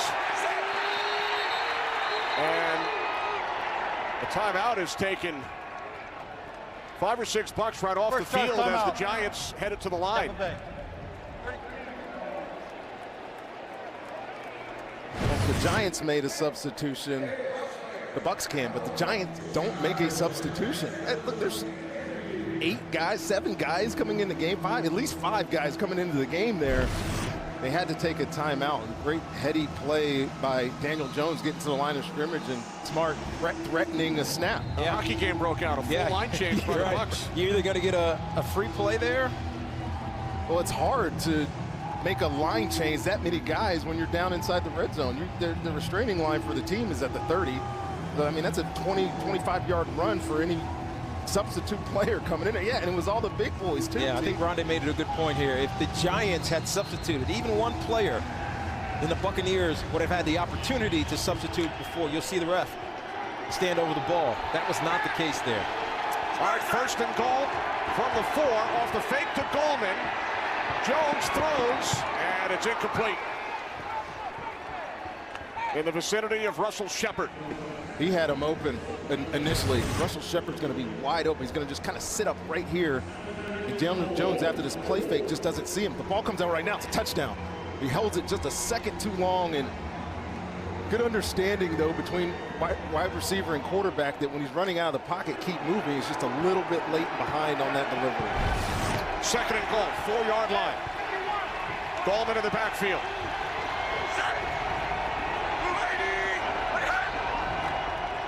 This is Gallman, takes the handoff, and with the push, gets down inside the 2 and then a flag.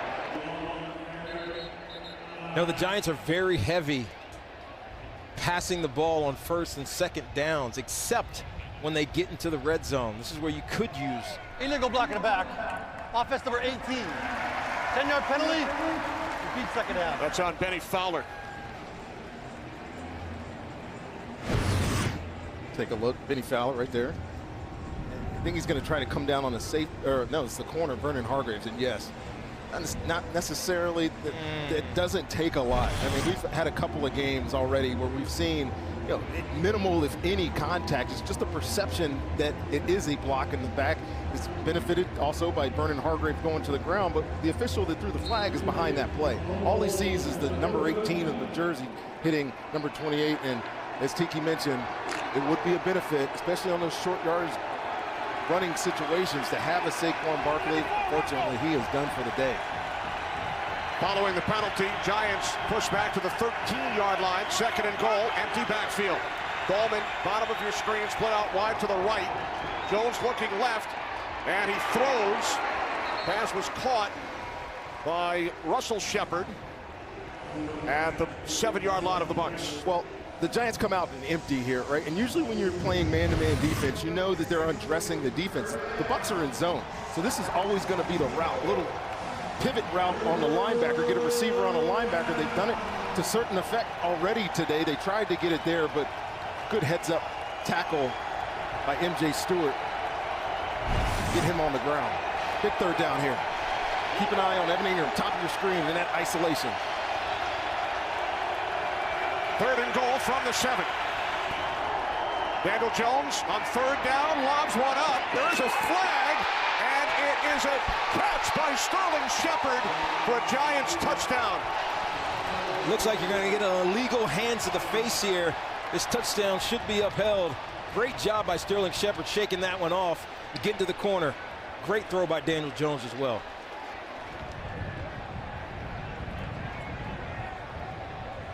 Illegal use of hands. Hands to the face. Defense number 28. Penalty decline.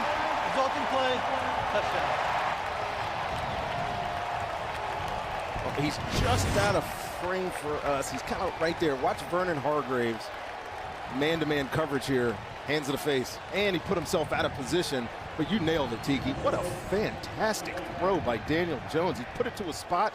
Russell Shepard does all the rest of the work. One knee down, full, or Sterling Shepard, one knee down, great completion, 2nd touchdown of the career for Daniel Jones. Rondé, you know this from playing that position for so many years. If you jam and miss, you're in trouble. Yeah, well, especially in those tight bunches. The extra point is good, just inside the left upright. Jones to Shepard. Giants have pulled to within 3. Look at Daniel Jones as a youngster growing up in North Carolina. His first NFL start today. Ran in for a touchdown back in the 2nd quarter and has thrown 2 TD passes during the 3rd. Evan Ingram took this one 75 yards. And then Sterling Shepard to pull the Giants to within 3. They trailed by 18 at the half. Now, you know, Daniel Jones, with the relationship with David Cutcliffe, his head coach at Duke, you'd think he was a fan of the Mannings growing up. He's actually a fan of Jake Delhomme. Well, I mentioned Delhomme first, and then Peyton and Eli as well. So they were in the top 3. Yes, of course, especially when you go to this passing camp. Which Daniel Jones did. He first met Eli Manning after his redshirt freshman year at Duke when he attended the Manning Passing Academy. Ironically, Jones' roommate was Pat Shermer's son, Kyle, wow, who's a quarterback now on the Kansas City Chiefs practice squad. Hey, you never know. Relationships run the world, right? So Daniel Jones rooms with Kyle Shermer at the Manning Passing Academy, and now, less than 4 years later, he replaces Eli, and his head coach is Pat Shermer. Think that informed the Giants' decision? Hey, Dad, you might want to take this kid. Drafted 6th overall in the first round as Jones bounces it to the outside, and he's pulled down. Nice tackle made by the rookie out of Georgia, first-round pick DeAndre Baker. Yeah, just one too many cuts there for Ronald Jones. He is a bounce runner, though, Tiki. He is a guy who puts his foot in the ground as good as anybody that I've seen, but he tends to do it just a little too much. He's got such a big body. He needs to get north and south a little bit quicker, but that just you can't take away. Great tackle by Baker on the outside there. Great point. Second down and 8. Winston, pump fake, now throws. Intended for Mike Evans, incomplete. You know, Rondé, at halftime during your Ring of Honor ceremony, you mentioned you'd love to be back down on the field. Bucs have been outscored 15-0 since the ceremony. I think they need you. Don't put that on me, man. Don't put that on me. Look, that's on the New York Giants. The defense finally stepped up at the beginning of the half, got them off the field, and then the Giants offense answered. And we talked about momentum. Momentum is definitely in their favor, and this does not help the Bucs at all. Donovan Smith is out of the game, and Wells here has only been with the Bucs for about 2 weeks. Looks like maybe he was poked in the eye. We'll get an update here in a little bit. So Josh Wells now at left tackle. Third down and 8. Bucs near the 35-yard line. Winston can't find anyone. Moving to his left. Down he goes. Marcus Golden takes down Jameis Winston, forcing another Bucs punt. Well, nowhere to throw the football. And what's the difference? These corners are out here pressing the line of scrimmage now. All 4 of them across the board. And again, too deep, man underneath. They know they have help over the top. Jameis Winston does not want to pull the trigger and give a risky throw. And they are not able to stem this Giants tide that is flowing so well right now. Defense is hot, and Daniel Jones with the ball seems really scary as well. Marcus Golden's hair flowing as well in the back. His second sack today. Nice. Pinion punting from his 14-yard line. T.J. Jones waiting. Takes it at the 26, lost it. And now a nice return out to the 40, setting up excellent field position for Daniel Jones and the Giants offense following the second sack of the day by Golden. Eli Manning has played in more games than any other Giant in history. First Giant to play in 16 seasons, 2-time Super Bowl MVP, and I think all 3 of us would agree a surefire future Hall of Famer. Yeah, the numbers are going to do him justice. Longevity, top 10 in passing yards, touchdowns as well, 2 Super Bowls and MVPs. Ball start. And it just begs the question, Tiki, this is a great Ball one start. for you. Offense number 88. 5-yard penalty, still first down. It just begs the question as he stands on the sideline and watches Daniel Jones now be 17 to 25 for 265 and 2 touchdowns. What's going through his head right I'll tell you exactly what it is. He's saying, how can I help Daniel Jones be better? You got to believe that at halftime, he went and sat right down with Daniel Jones and said, this is what I'm seeing. This is what you should try. He's the ultimate team guy. Pro of all pros. First down and 15. Jones pass incomplete, looking for Shepard. He was in this exact same position back in 2004. Yeah, exactly. He replaced a future Hall of Famer in Kurt Warner. He knows how this works. The difference is Kurt Warner didn't have the equity that Eli Manning has with the New York Giants. Kurt Warner was brought in because Kerry Collins did not want to be the developmental QB for Eli Manning. This is different. Daniel Jones is replacing a legend. In some ways it works, though, because their personalities are identical. Their mannerisms are identical. It's kind of uncanny. Second down and 15. Giants with 2 touchdowns here in the third quarter. Pulled to within 3.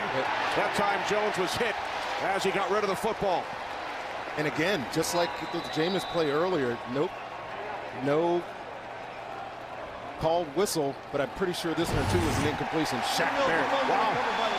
There was no whistle. It's ruled Buccaneers football, and all turnovers are reviewed. Look at that spin move. What do you think? Was the hand moving forward? I think the hand is moving forward. Yeah, I mean, even though he got hit before the hand was going forward, the ball never dislodged from his hand. And again, we referred earlier to the Rams-Saints game last weekend where the whistle was blown. Previous play is under review. Whistle was blown on a similar play, which stopped the play. Should have been a recovery and a big return by Cam Jordan. They'll take a look at this one. Referee Bill Benedict gave us a great explanation. This is an incomplete pass, and just like earlier, give this crew a lot of credit for what they've been able to do with this play. It must have been an edict across the league to let these plays go and decide and replay, and I think they made the absolute right decision. Our resident rules official, Dean Blandino, agreed, and now we got 3rd and 15. Daniel Jones got some work to do here. Let's get to the 49-yard line for a first down. If you joined us late, Saquon Barkley injured in the second quarter, ruled out for the remainder of this game. Giants 15 points here in the third quarter. Jones can't find anyone downfield, looks to take off, but will go down at the 34-yard line. Tackled by Carl Nassib, forcing a Giants punt. Exact same coverage we saw earlier, the same coverage the Giants just played on their last third down. 2 deep, man underneath. All these corners are playing underneath. They have safety help over the top. So nowhere for Daniel Jones to force this football. He has to hold on to it, and watch this hit by Carl Nassib. Wow, he got walloped right there, held onto the football. He gets the Bucs off on third down. Bobo Wilson is deep. Forced all the way back to the 15-yard line. Ooh. And he will go nowhere. Time for a game break. To Los Angeles we go. Kurt Menefee. Kurt. Hey, what a day for Kyle Allen, starting in place of the injured Cam Newton. He's got 4 touchdown passes, including 2 to Greg Olsen. It doesn't hurt. Christian McCaffrey also has 175 total yards. And right now, they're cruising in Arizona, 35-20. Kenny, Rondé, and Tiki. Dare we say Cam who? Wow. How about that score line? I mean, Cam's had some injury issues, but Kyle Allen surprised people, I think. Another one of the young quarterbacks getting their opportunity. It's the way of the league right now. Buccaneers start from their 16-yard line, and squirting through out to the 22 for a gain of 6 is Peyton Barber. With 5.5 remaining in the third quarter. Jameis Winston with 3 touchdown passes in the first half. Ronald Jones, the leading rusher for the Bucs. Mike Evans, tremendous first half, has not caught a pass here in the third. I was just getting ready to mention that, Kenny. Where has Mike Evans been here in the second half of this football game? Obviously, they come out with the lead. They're a little more conservative, but they were making all their hay on that matchup up top. See if they go back to it. Evans and Jenkins. Second down and 4. This pass is nearly picked off. The ball is loose, but you can see it is ruled an incomplete pass. They're trying to run this little slip screen behind the inside wide receiver. He's just going to come in here. Really good play by Janoris Jenkins and Jabril Peppers. That ball was stuck in there, but he never had possession of that, so that is definitely an incompletion. Tough pass to complete, Rondé, and execute when everybody is pressed. And again, we mentioned this a little bit earlier in this quarter. Defensive coordinator James Betcher has been pressing these guys as opposed to leaving them off. Play clock at 2. Third down and 4. Bucs need the 26-yard line. Winston to the outside for a first down to the tight end, Cameron Brate. That's his first catch today. Well, one way to combat that, Tiki, is to put your receivers in a bunch. Cornerbacks and the safeties can't get on the line of scrimmage. You got to play somewhat of a stack type coverage. And you can see Connolly's got the primary coverage on Cameron Brate. He's nowhere near that. So good play design, way to set it up, pick up that 4 yards for the first down. Remember the Giants without linebacker Alec Ogletree. Injured in the first half. Peyton Barber takes it up the middle out to the 36-yard line. And again, the philosophy is a little bit different in the second half. You talk about no targets or catches from Mike Evans. They're running the ball a lot. They're not in a 4-minute type situation here, but Byron Leftwich is definitely putting the pressure on the ground here. Second down and 2. It's Barber. Peyton Barber picks up the first down, wrapped up by Antoine Bethea out of the 41. And he is so strong running the football. He's one of those guys where his pads are always leaning forward. I mean, if you need 2 yards, turn around and hand it to this guy. The offensive line has been really good the first couple of games. In the run offense, they call this smash or whatever it's the terminology is in their playbook, but it's a double team on the defensive tackle and just let your running back bang it in there. This is why you don't dance. And more importantly, Bruce Arians told us, look, it's only got to be 4 or 5 yard runs. They're not looking for those big explosives in this offense. From the 42, play action as Winston steps up, nowhere to go, and down he goes.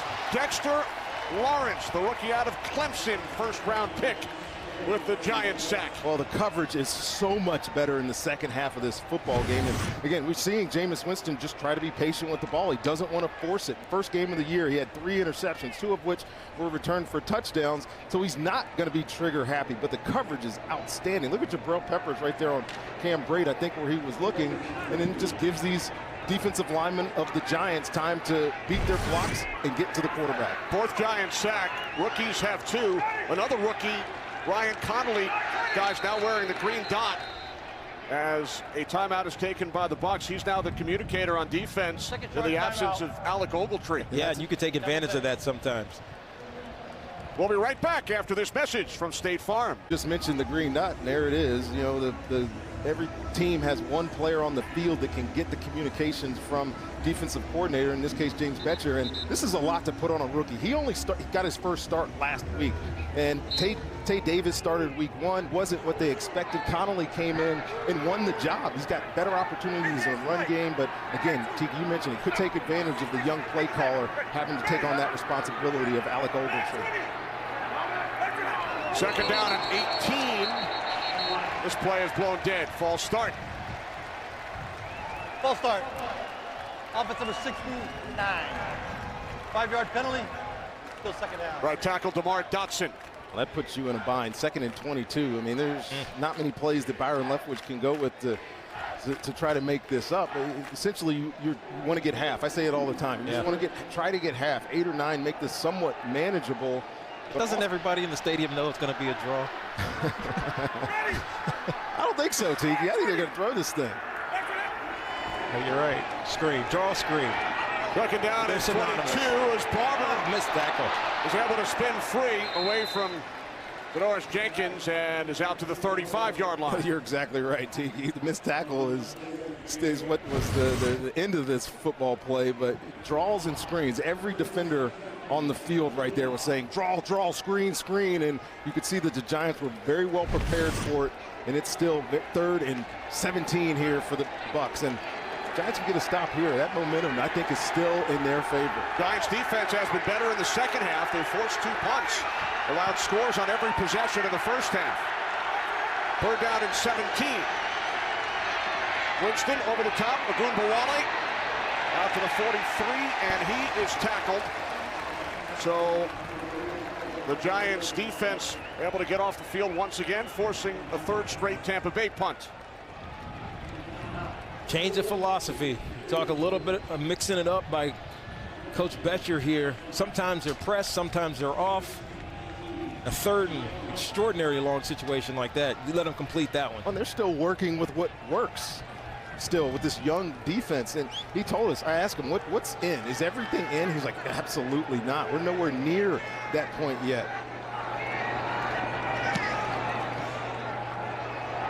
Fair catch is called for by T.J. Jones at the 19-yard line. So the Giants back on offense, just over 1 minute remaining in the 3rd quarter, down by 3 without their star running back. Yeah, Saquon Barkley, obviously one of the catalysts. 4 receptions he had on the day. 8 carries before he goes out, and in his stead, Wayne Gallman has filled in, but he's only carried the ball twice. So this Giants run game is sufficiently hampered without Saquon Barkley. It's being described as a foot injury.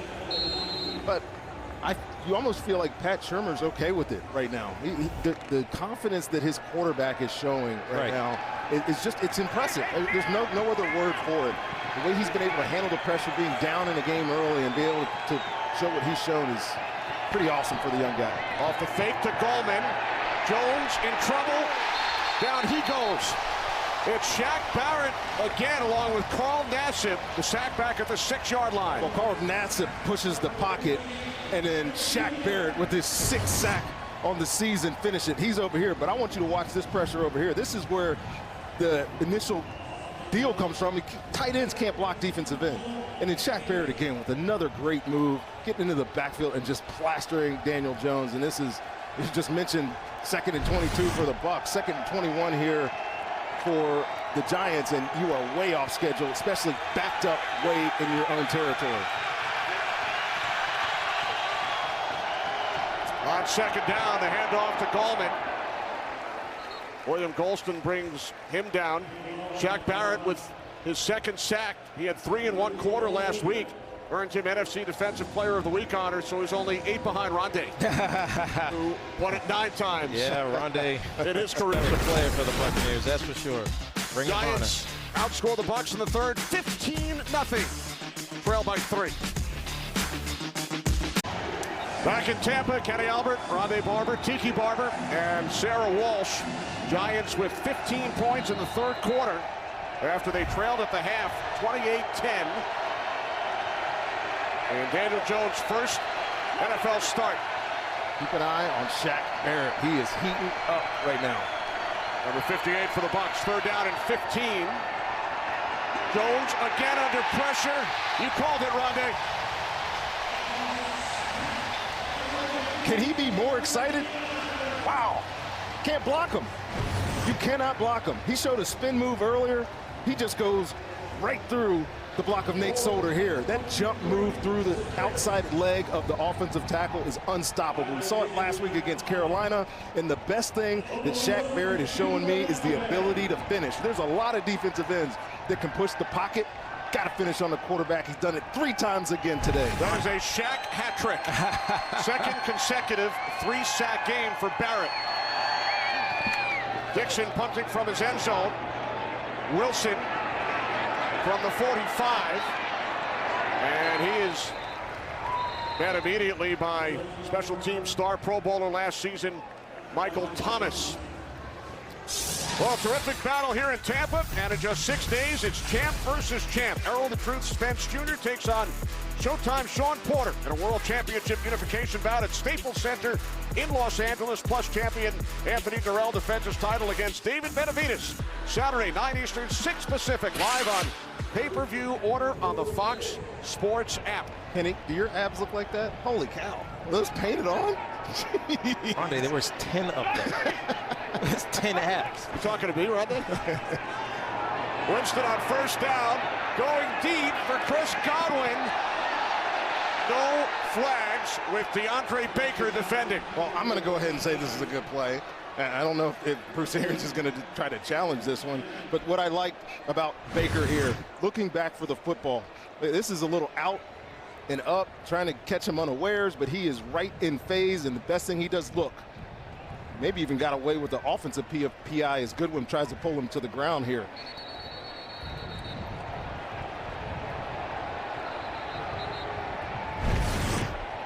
Challenge flag has been thrown from the other side. And Kenny, we've noticed this a lot, and we talked about it in our production meeting last night. New York is challenging the ruling on the field with regard to offensive pass interference. Timeout. So to make that point, I'll get it here real quick. A lot of these flags are non-calls that are getting turned into penalties.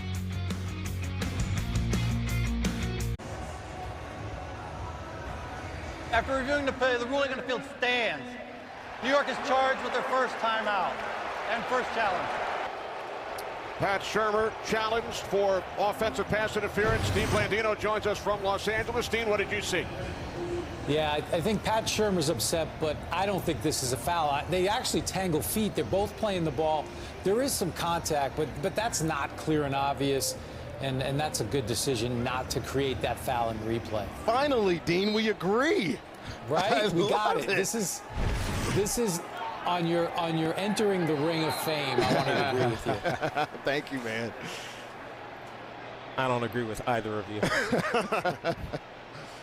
Well, that would have been a huge penalty. I mean, it would set them back to second and 25, and I hate that the intent of the rule gets somewhat twisted off that play. I mean, it's a good play by both players. We're just confirming the down and distance. Second down. It's a good play by both guys. You're going to fight for the ball down the football field. It's hanging in the air. They're both in good position looking for the football. So I don't necessarily agree with even the challenge, but Bill Vinovic's doing a great job down here on this field again.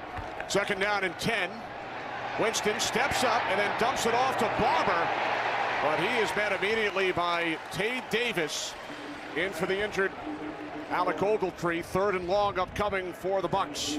Tay Davis is a guy, he's a converted safety. He's better in space as a coverage guy than as a first and second down run type defending linebacker. You got a space for him. And with Alec Ogletree on the sideline, you got two very young linebackers out on the field. Bucs formation to the left side, top of your screen, third down and 8.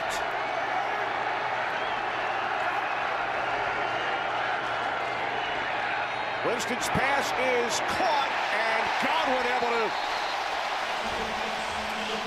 pick up the first down as Jenkins tried to impede his progress. Now this is a big boy catch here. You're right, Rondé. He catches this one, gets hit immediately. You almost want to question Janoris Jenkins. He knows that the ball has to come out quick because there's pressure coming off the edge. So close to the first down here. Great job by Chris Godwin there. The power and strength of Chris Godwin showing up. There was a couple of crucial third down catches last week that Chris Godwin was involved in. This kid is a rising superstar. First and 10 from the 40. It's Barber up the middle. Gain of 5 down to the Giants' 35-yard line. Well, this Bucs offense finally feels rhythmic. You're getting positive runs on first and second down. You're converting on third down. You're taking shot opportunities. I think Byron Leftwich is finding his groove right now. He understands what the Giants are doing to him now, and he's getting close to 400 yards of total offense today for this offense. They scored on their first 6 possessions, 3 touchdowns, 3 field goals. Have punted on their last 3. Barber tried to cut to the outside, and then he's wrapped up. B.J. Hill makes the play. No gain. 3rd and 5 coming up for Tampa Bay. What's most impressive here, you guys, is that they're doing this without Mike Evans having a catch in the second half. Still at 7 receptions. Big day already, 146 yards. But it's on the back of Peyton Barber, who's starting to rack up on carries here. 12 for 48, a robust 4 yards carry. Most importantly, Rondé, unlike Jones was in there, he's banging it into the line of scrimmage. That's how big plays happen. Bang, bang, bang, bang. Big play comes out of it. Big play coming up here. 3rd down and 5. Play clock now at 2. Winston steps up on 3rd down. He throws it. It's picked off by Connolly. Ryan Connolly with the first interception by a New York Giant. First takeaway for this Giants defense in 3 games. And it's Marcus Golden with the pressure off the edge that forces this. This pocket is collapsing, and Jameis Winston reverts back to the intercepting ways. I want you to watch 44 all coming off the edge, running right through DeMar Dotson. And then this ball just can't come out here. Just puts it in danger. It's looking for, I think, Mike Evans, and just badly overthrows him here. And you don't get any easier than this. Yeah, it looked more like he was aiming that, Rondé. It's like your golf shot. When you try to aim it somewhere and don't swing and trust your stroke, it's not going where you want it to go. So Ryan Connolly, who was a walk-on at Wisconsin, 5th-round pick by the Giants, with his first NFL interception, as Jones hands it off to Wayne Gallman, in for the injured Saquon Barkley. Gallman out across the 40 with the Giants trailing by 3, 11 minutes remaining in the 4th quarter. Man, we got a good football game here. There is some serious hitting going on in the run game on both sides.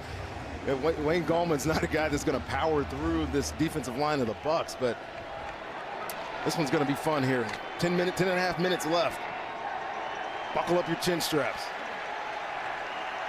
With Daniel Jones at the helm, he's passed for 265 yards, 2 touchdowns, ran for another. In his first NFL start, Jones hit, ball comes loose, and it is recovered by the Bucs. But again, the question is, was the arm moving forward? Well, the question, of course, Kenny and Tiki, is this empty hand. Shaq Barrett again with a great pressure. That's empty-handed. That ball is not in his grasp, his possession, so to speak, before it comes forward. Watch it moving out of his hand before he throws it. And look, great defensive players, I said it before, they are ball aware when they're going at the quarterback. You can not always get a hit. That ball is a sack as well, and I think this is going to stay as a turnover for Tampa Bay. And Shaq Barrett, holy cow, man. Yeah. Are you kidding me right Nate now? Solder's having a tough time over there on the left side of this Giants offensive line. It's also a clear recovery. Oh, look, he's giving them everything. Inside, outside moves. That one was a bull rush that he spun and threw him onto the ground and got to the quarterback. That is very impressive, Shaq Barrett. His 4th sack today. Jones down to the Giants 37. Shaq Barrett ties a franchise record. Simeon Rice and Marcus Jones, the only other Tampa Bay Bucs with 4 sacks in one game. Well, they've been looking for a guy to do this for a long time here in Tampa. They go get JPP last year. He was that in that 4-3 defense. What JPP plays when he comes back here in this now 3-4 defense should be interesting, but he's got some competition on that side now with Shaq. 2nd down and 5. Jones up the middle, breaks free. Has a first down to the Giants' 24-yard line. The complement of backs, Tiki. Talk about it. Having 2 guys that can, one bang, and then one that can be explosive like Ronald Jones. Yeah, and again, running the ball is cumulative. Yes, you can have it on one guy who can bang, bang, bang, and then go, but it's the guys up front that are getting this done for the Tampa Bay Buccaneers. They're sticking on these blocks, and some of it's because the Giants' defense getting worn down. They had an emotional lift at that turnover just a few minutes ago, but now they're right back on the field. It's tough. 1st and 10, 24-yard line. It's Jones again. Upended. Comes down at the 18-yard line. Well, let's continue to talk about Ronald Jones. The redemption year that he is having. Last year as a rookie, he only had like 23 carries, but just like in week 1, when it comes to crunch time, turn around, hand the ball off to this big, explosive monster of a runner. And right now, Tiki, Tay Davis is shaken up on the field for New York, and they're running out of bodies at the position. Already lost Alec Ogletree earlier. So Davis heads to the sidelines. DeVille Peppers made that last hit on Ronald Jones, catapulting Jones up in the air. There's Ogletree, one of the Giants' captains, and now Davis to the sidelines as well. Well, the fact that they're paying that much attention to him right off the field is troubling. I think they only have one other linebacker up, David Mayo, correct? He's in the game, number 55. Game, right. 2nd down and 3. It's Jones again. They keep feeding him. Has a first down. And we head to Los Angeles for a game break. Kurt. Well, another kid making his first start looking good today, Mason Rudolph. 39-yard touchdown pass to the rookie Deontay Johnson, his 2nd of the game. 4th lead change between the Steelers and Niners. Right now it's Pittsburgh up by 3. Kenny, Rondé, and Tiki. And Rondé, we were in Pittsburgh last week. Mason Rudolph impressive in relief of the injured Ben Roethlisberger. He was. I think the kid might have a shot here, depending on what happens with Big Ben going forward. 1st and 10 from the Giants' 13-yard line. It's Jones inside the 10 and down to the 7. Well, Tiki can probably explain this better than me, but just the patience of Ronald Jones here. We talked about him wanting to be a bounce runner. Here he just sticks his foot to the ground and uses that big frame to pick up 3 or 4 yards here. Yeah, look, this is a counter. It gets the defense off center. You get them thinking one way, you come back the other way. It's all about footwork and patience and knowing where your lead blocker is going. It's pretty good ball security there. It is floating around a little bit. You always got to go to the ground with 2 hands on the ball. High and tight, right, Tiki? High and tight. Tiki Barber would know that. 2nd down and 4. It's Jones again. And you just love the demeanor of the play caller right now. What is working? Ride the hot hand. Not only that, Rondé, you know that the Giants are thin at linebacker right now. Tay Davis did not even go in the tent. He headed straight for the locker room.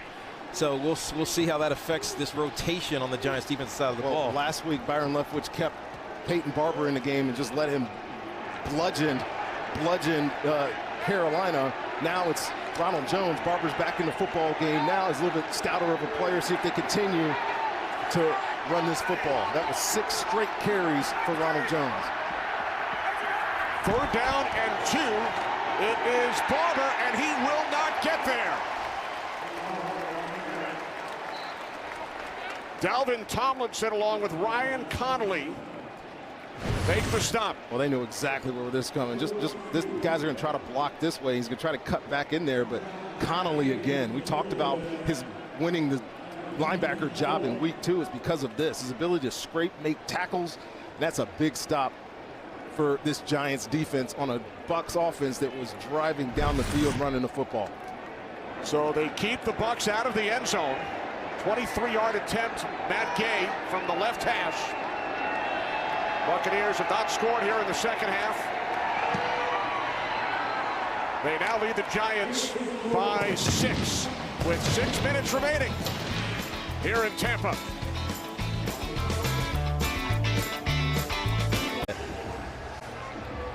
Welcome back. Kenny Albert, Rondé Barber, Tiki Barber, Sarah Wall. 6 minutes remaining.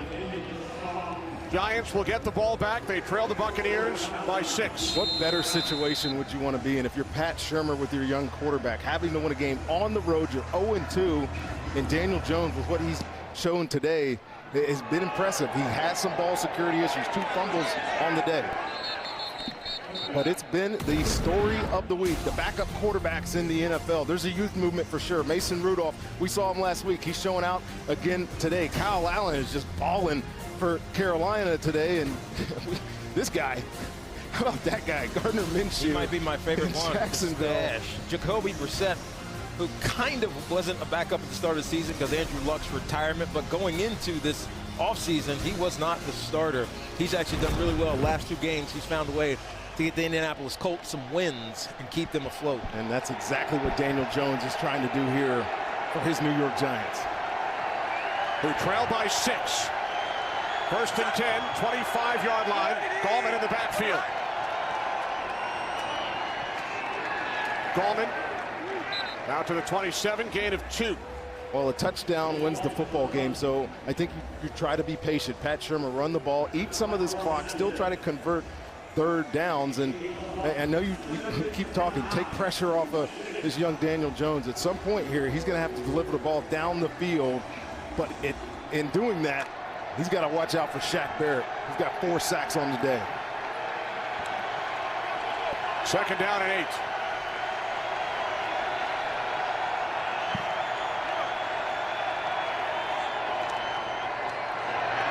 Jones throws, and it's complete to the tight end, Rhett Ellison, out at the 30, 3rd down and 5. So the man Jones replaced Eli Manning, 37 career game-winning drives to rally the Giants from a 4th quarter deficit or tie to win the game. 5 more in the postseason. You may remember a couple of those against New England. Yeah, you're right, and that's why Eli is legendary in a lot of Giants fans' minds. When it mattered, when it was crunch time, he always came through. Daniel Jones has likely learned a lot from Eli in that regard. You would hope. He's going to need it here. Big 3rd down. 3rd down and 5. Giants must get to the 35. Here comes Barrett. Jones gets rid of it. Diving attempt to try and break it up, made by Carlton Davis. Pass intended for Russell Shepard, incomplete. Giants will punt. Shaq Barrett was so fast off the line of scrimmage. It almost looked like he was offsides. But I think he just timed this perfectly. No part of his body was past that ball. Look, he's looking for the flag. He got away with it. And Carlton Davis with the pass defense on the other side. Good job by this Bucs defense. They needed to get off the field there. And now the Giants are going to win this football game. Their defense is going to need to step up and get a stop here. Field goal will likely win the football game for Tampa. Giants offense, after they scored the 2 touchdowns, since then, they have not picked up a 1st down, 4 possessions. This is Bobo Wilson. Wilson tackled at the 22-yard line by Cody Core.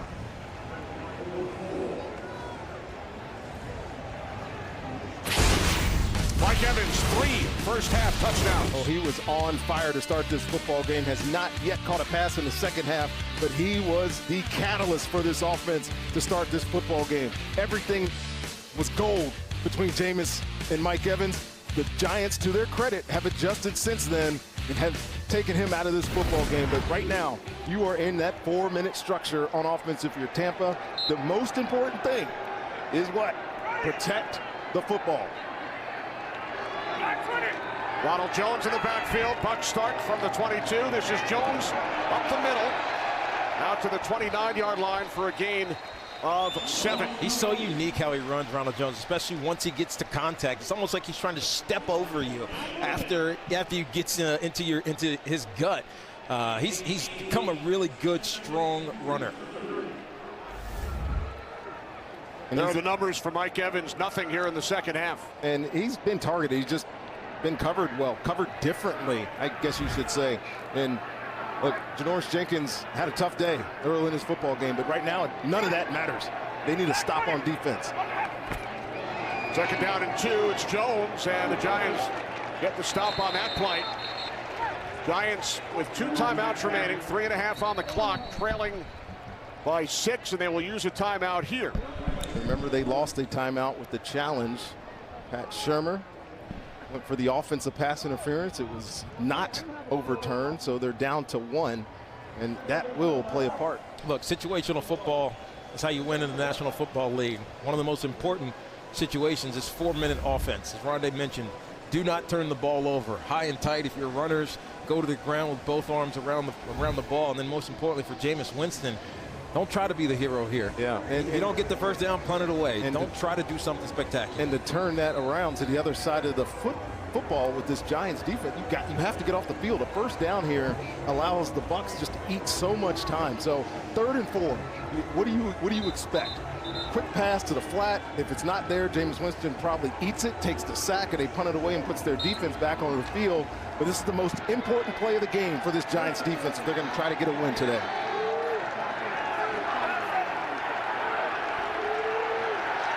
Each team with 1 timeout remaining. Great shifts into the backfield. 3rd down and 3. This is great, and a terrific tackle is made by Michael Thomas. Great tackle, Kenny. Absolutely the tackle you had to make. This thing looked a little bit open with some room to run. Michael Thomas is the sub-safety. He comes in a lot of dime-type situations in the football game, and that's a good open field tackle on a big tight end by Thomas. I got to tell you, Ronnie, that's a really good play design by the Tampa Bay Buccaneers. You bring the fullback into the backfield, you flood the zone here, you think he's there to block. He free releases, so great recognition by the Giants here in secondary to get up and make a great play. So Daniel Jones will get another opportunity. TJ Jones is back deep for the Giants. Giants have used their final timeout. 3:24 remaining, trailing by 6. First Giant guys with 2 touchdown passes in his first NFL start since Scott Bruner. Wow. In Seattle back in December of 1980. It's quite an accomplishment. And he also ran for another, chatting with Eli Manning. Now he's going to get an opportunity, and you got to believe that Eli is telling him what to think, how to execute, what not to do, etc., etc., etc. I was just going to ask, what is he telling him right now? That information invaluable. Daniel Jones was 7 when Eli made his first start in 2004. Fair catch, 25-yard line. Giants offense back on the field. Well, Daniel Jones started out well. There was no pressure. He looked calm, comfortable, running out of the pocket. But then in the second half, Todd Bowles started lighting him up, and that was mainly because of this guy, Shaq Barrett. Nate Solder over there working on him one-on-one. Look at these moves. They're all over the place. Just pretty rushes all day long.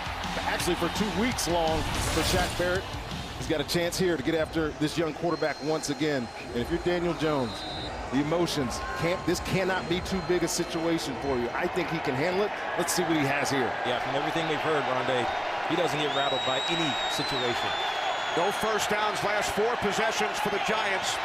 They empty the backfield on first down from their 25. Jones to the outside, complete. Sterling Shepard. Gain of 5 to the 30. MJ Stewart, the tackle. Good tackle there by MJ Stewart in the flat. And look, you're Giants offense now. You're in 2-minute mode. I know there's 3 minutes left. Get in the rhythm. Get some first downs. Change the field here. Give yourself a chance for a touchdown at the end. Giants trail by 18 at the half. 2 third-quarter touchdowns, now a 6-point game. Jones on second down, fires, and it's caught. What a catch by the rookie Slayton. What a throw by the rookie Jones. Under pressure again here, but he gets the ball just where it needs to be. And Slayton climbs a ladder to grab that one. I would have preferred him step out of bounds, but there's still enough time that it's not that big of an issue yet. 21 yards. He had a 46-yard reception earlier. Across midfield from the Bucs 49. Jones to the outside. It is Evan Engram who makes the catch, got 2 feet down. And then got out of bounds, most importantly. And look, the Bucs are, I talked earlier about being in those chunk or challenge situations. The Bucs are in the chunk situation now. They're going to allow these plays to be caught in front of them. You do not want a ball go over the top of the defense at all. Just come up and make tackles. Try to keep them in bound. And look, Daniel Jones has to understand that. He knows there's no timeouts left. 2 minutes, 15 seconds on the clock. A lot of these plays should go to the sideline where his receivers can get out of bounds. I spoke to a Giants coach on the field before the game. He was asked about the quarterbacks, Eli and Daniel Jones. He said, if you've loved the last 15 years, if you're a Giants fan, you'll love the next 15. And you're looking at why. On second down, Jones to a wide open Sterling Shepard inside the 20. Still going, finally brought down at the 12-yard line, and this will take us to the 2-minute warning here in Tampa. A 36-yard catch and run, and Daniel Jones is over 300 yards in his first NFL start. That's clear. With Sterling Shepard so open, they're playing quarters coverage. Look at the corner and the safety. They are responsible for the vertical release of 1 and 2. When they get on top of each other, these two guys have to pass it off, but they're so confused by the route and the depth that Sterling Shepard takes it up the field that nobody is there. Great play design by Pat Shermer. Great execution by Sterling Shepard, and a perfect throw by Daniel Jones to get them down here right outside the 10-yard line. 2 minutes remaining. Bucs lead by 6. First and 10 from the Tampa Bay 12. Jones on first down, complete to Benny Fowler. Carlton Davis unable to bring him down. He's finally ruled in possession of Davis at the 7. Well, now if you're the Giants, how do you play it now? You got 1 minute and 43 seconds on the clock. You want to eat as much of this as possible. You don't want to give Tampa a chance. Still have to score a touchdown, though. Second down and 5. Jones to the outside. That pass intended for Evan Engram with M.J. Stewart defending. Good coverage by M.J. Stewart. You know, it's a tough matchup. Nickelback versus tight end / wide receiver. And you can tell Daniel Jones is trying to go to the sideline to protect the clock. The incompletion does not hurt them here, though. You got to imagine, you know that they're in 4-down territory. Giants need a touchdown. 3rd down and 5.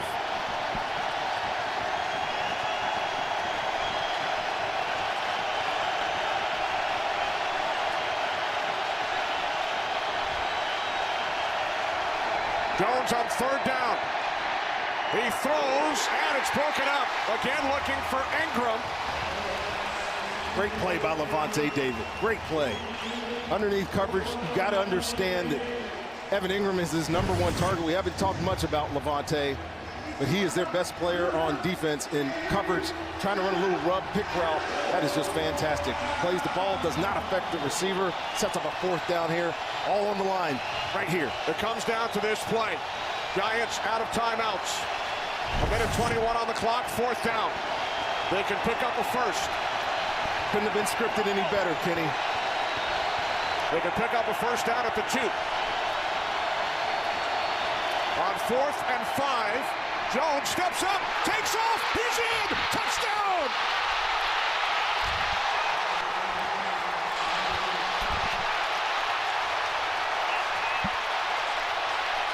That's the danger of a running quarterback. If you're going to play man-to-man defense and every single Buck defender has his back to the quarterback, nobody's going to be right here. Watch all these defenders turn their back to Daniel Jones. They're all looking at their assignment. The rush integrity is voided. Easy touchdown, 2nd rushing touchdown for Daniel Jones, and they are in position to win a football game with their rookie quarterback.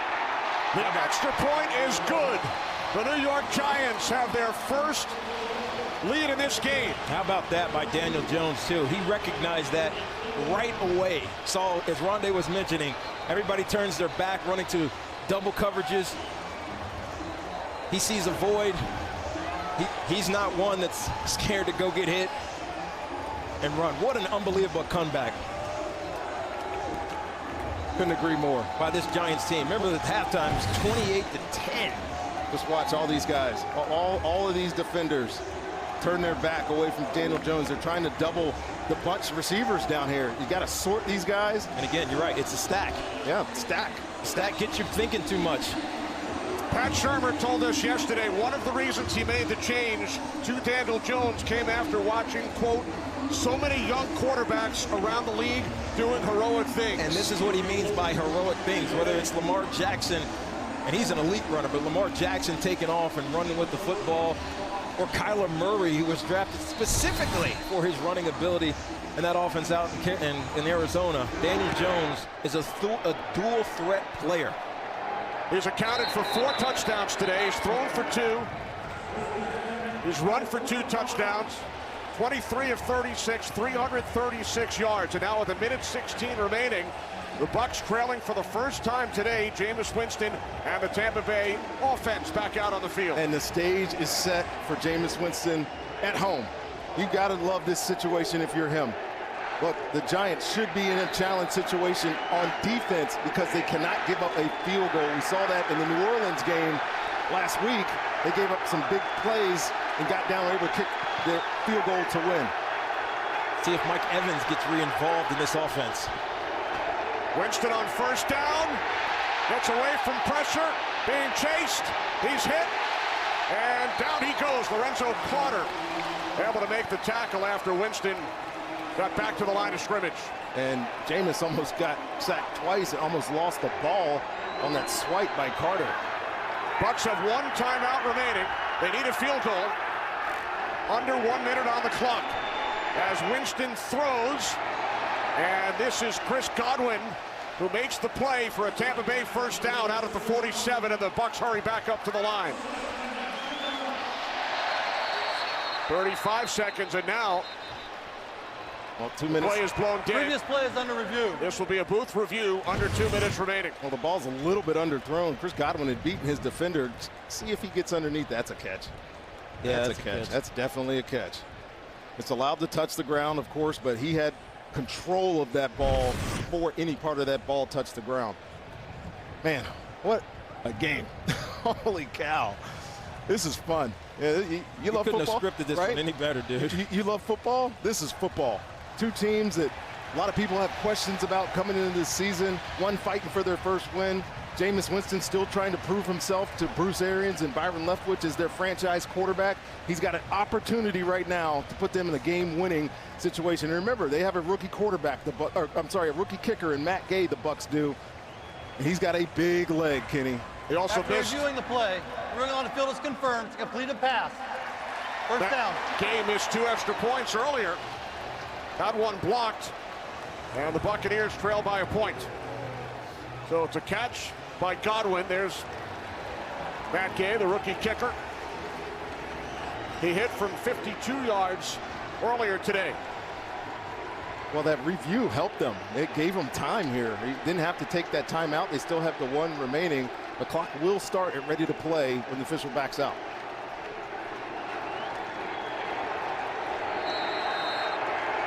There it goes. Winston looking for Evans. He makes the catch. Mike Evans with his first reception of the second half, and it's a huge play for the Buccaneers. How does that happen? I'm about to show you. It's Mike Evans being Mike Evans here. He has been dominating Janoris Jenkins all day long, and watch this route. He beats him at the line of scrimmage. He doesn't have the speed to catch up. The ball is perfectly weighted down the football field. Sure-handed catch by Mike Evans. And his day just got a lot brighter. Wow, 44 yards. His 8th catch 190 yards today for Evans, 3 touchdowns, all in the first half. You cannot blame James Betcher for trying to put your #1 corner on their #1 receiver. But as we've seen all day today, the matchup is favoring heavily this stud wide receiver, Mike Evans. And with this timeout. Delay game, offense, 5-yard penalty, still first down. And with this timeout, they can afford to put the ball in the position where Matt Gay is most comfortable. Turn around, hand this ball off, and see if your rookie kicker can win a football game. Yeah, the thing you also talk about, Rondé, said earlier, if you try to jam at the line of scrimmage, you miss, you are in trouble. This ball could have been outside Jameis Winston's throw. He put it down on the inside shoulder of Mike Evans. Winston takes a knee. Go back to Matt Gay. He had 1 miss early in the game. Snap hold is perfect. He just yanked it. Second one, the rookie Lawrence dominates inside, block. The Bucs let the clock run down after that last play to 3 seconds.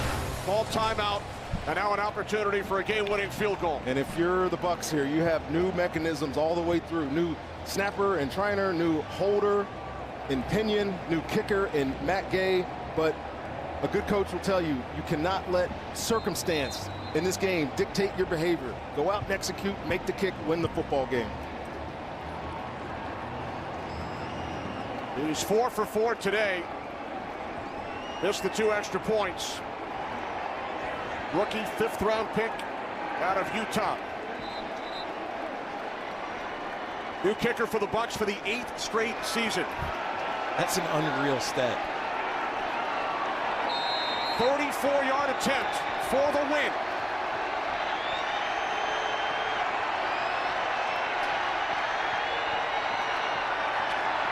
Matt Gay's kick is no good.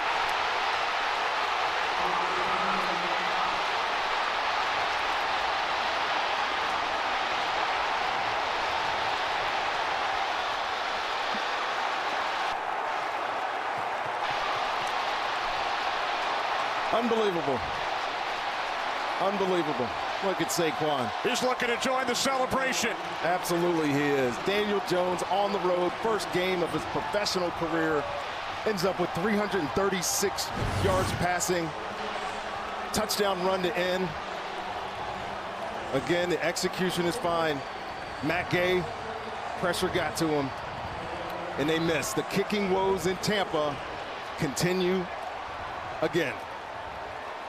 Giants have lost a number of games over the past few seasons on last-second field goals. The tide turns here in Tampa as Matt Gay could not connect from 34 yards out. Pat Shurmur and the Giants celebrate. They come back from an 18-point deficit at halftime. A congratulatory high five from Eli Manning as Daniel Jones leads the comeback in his first NFL start. Back in a moment.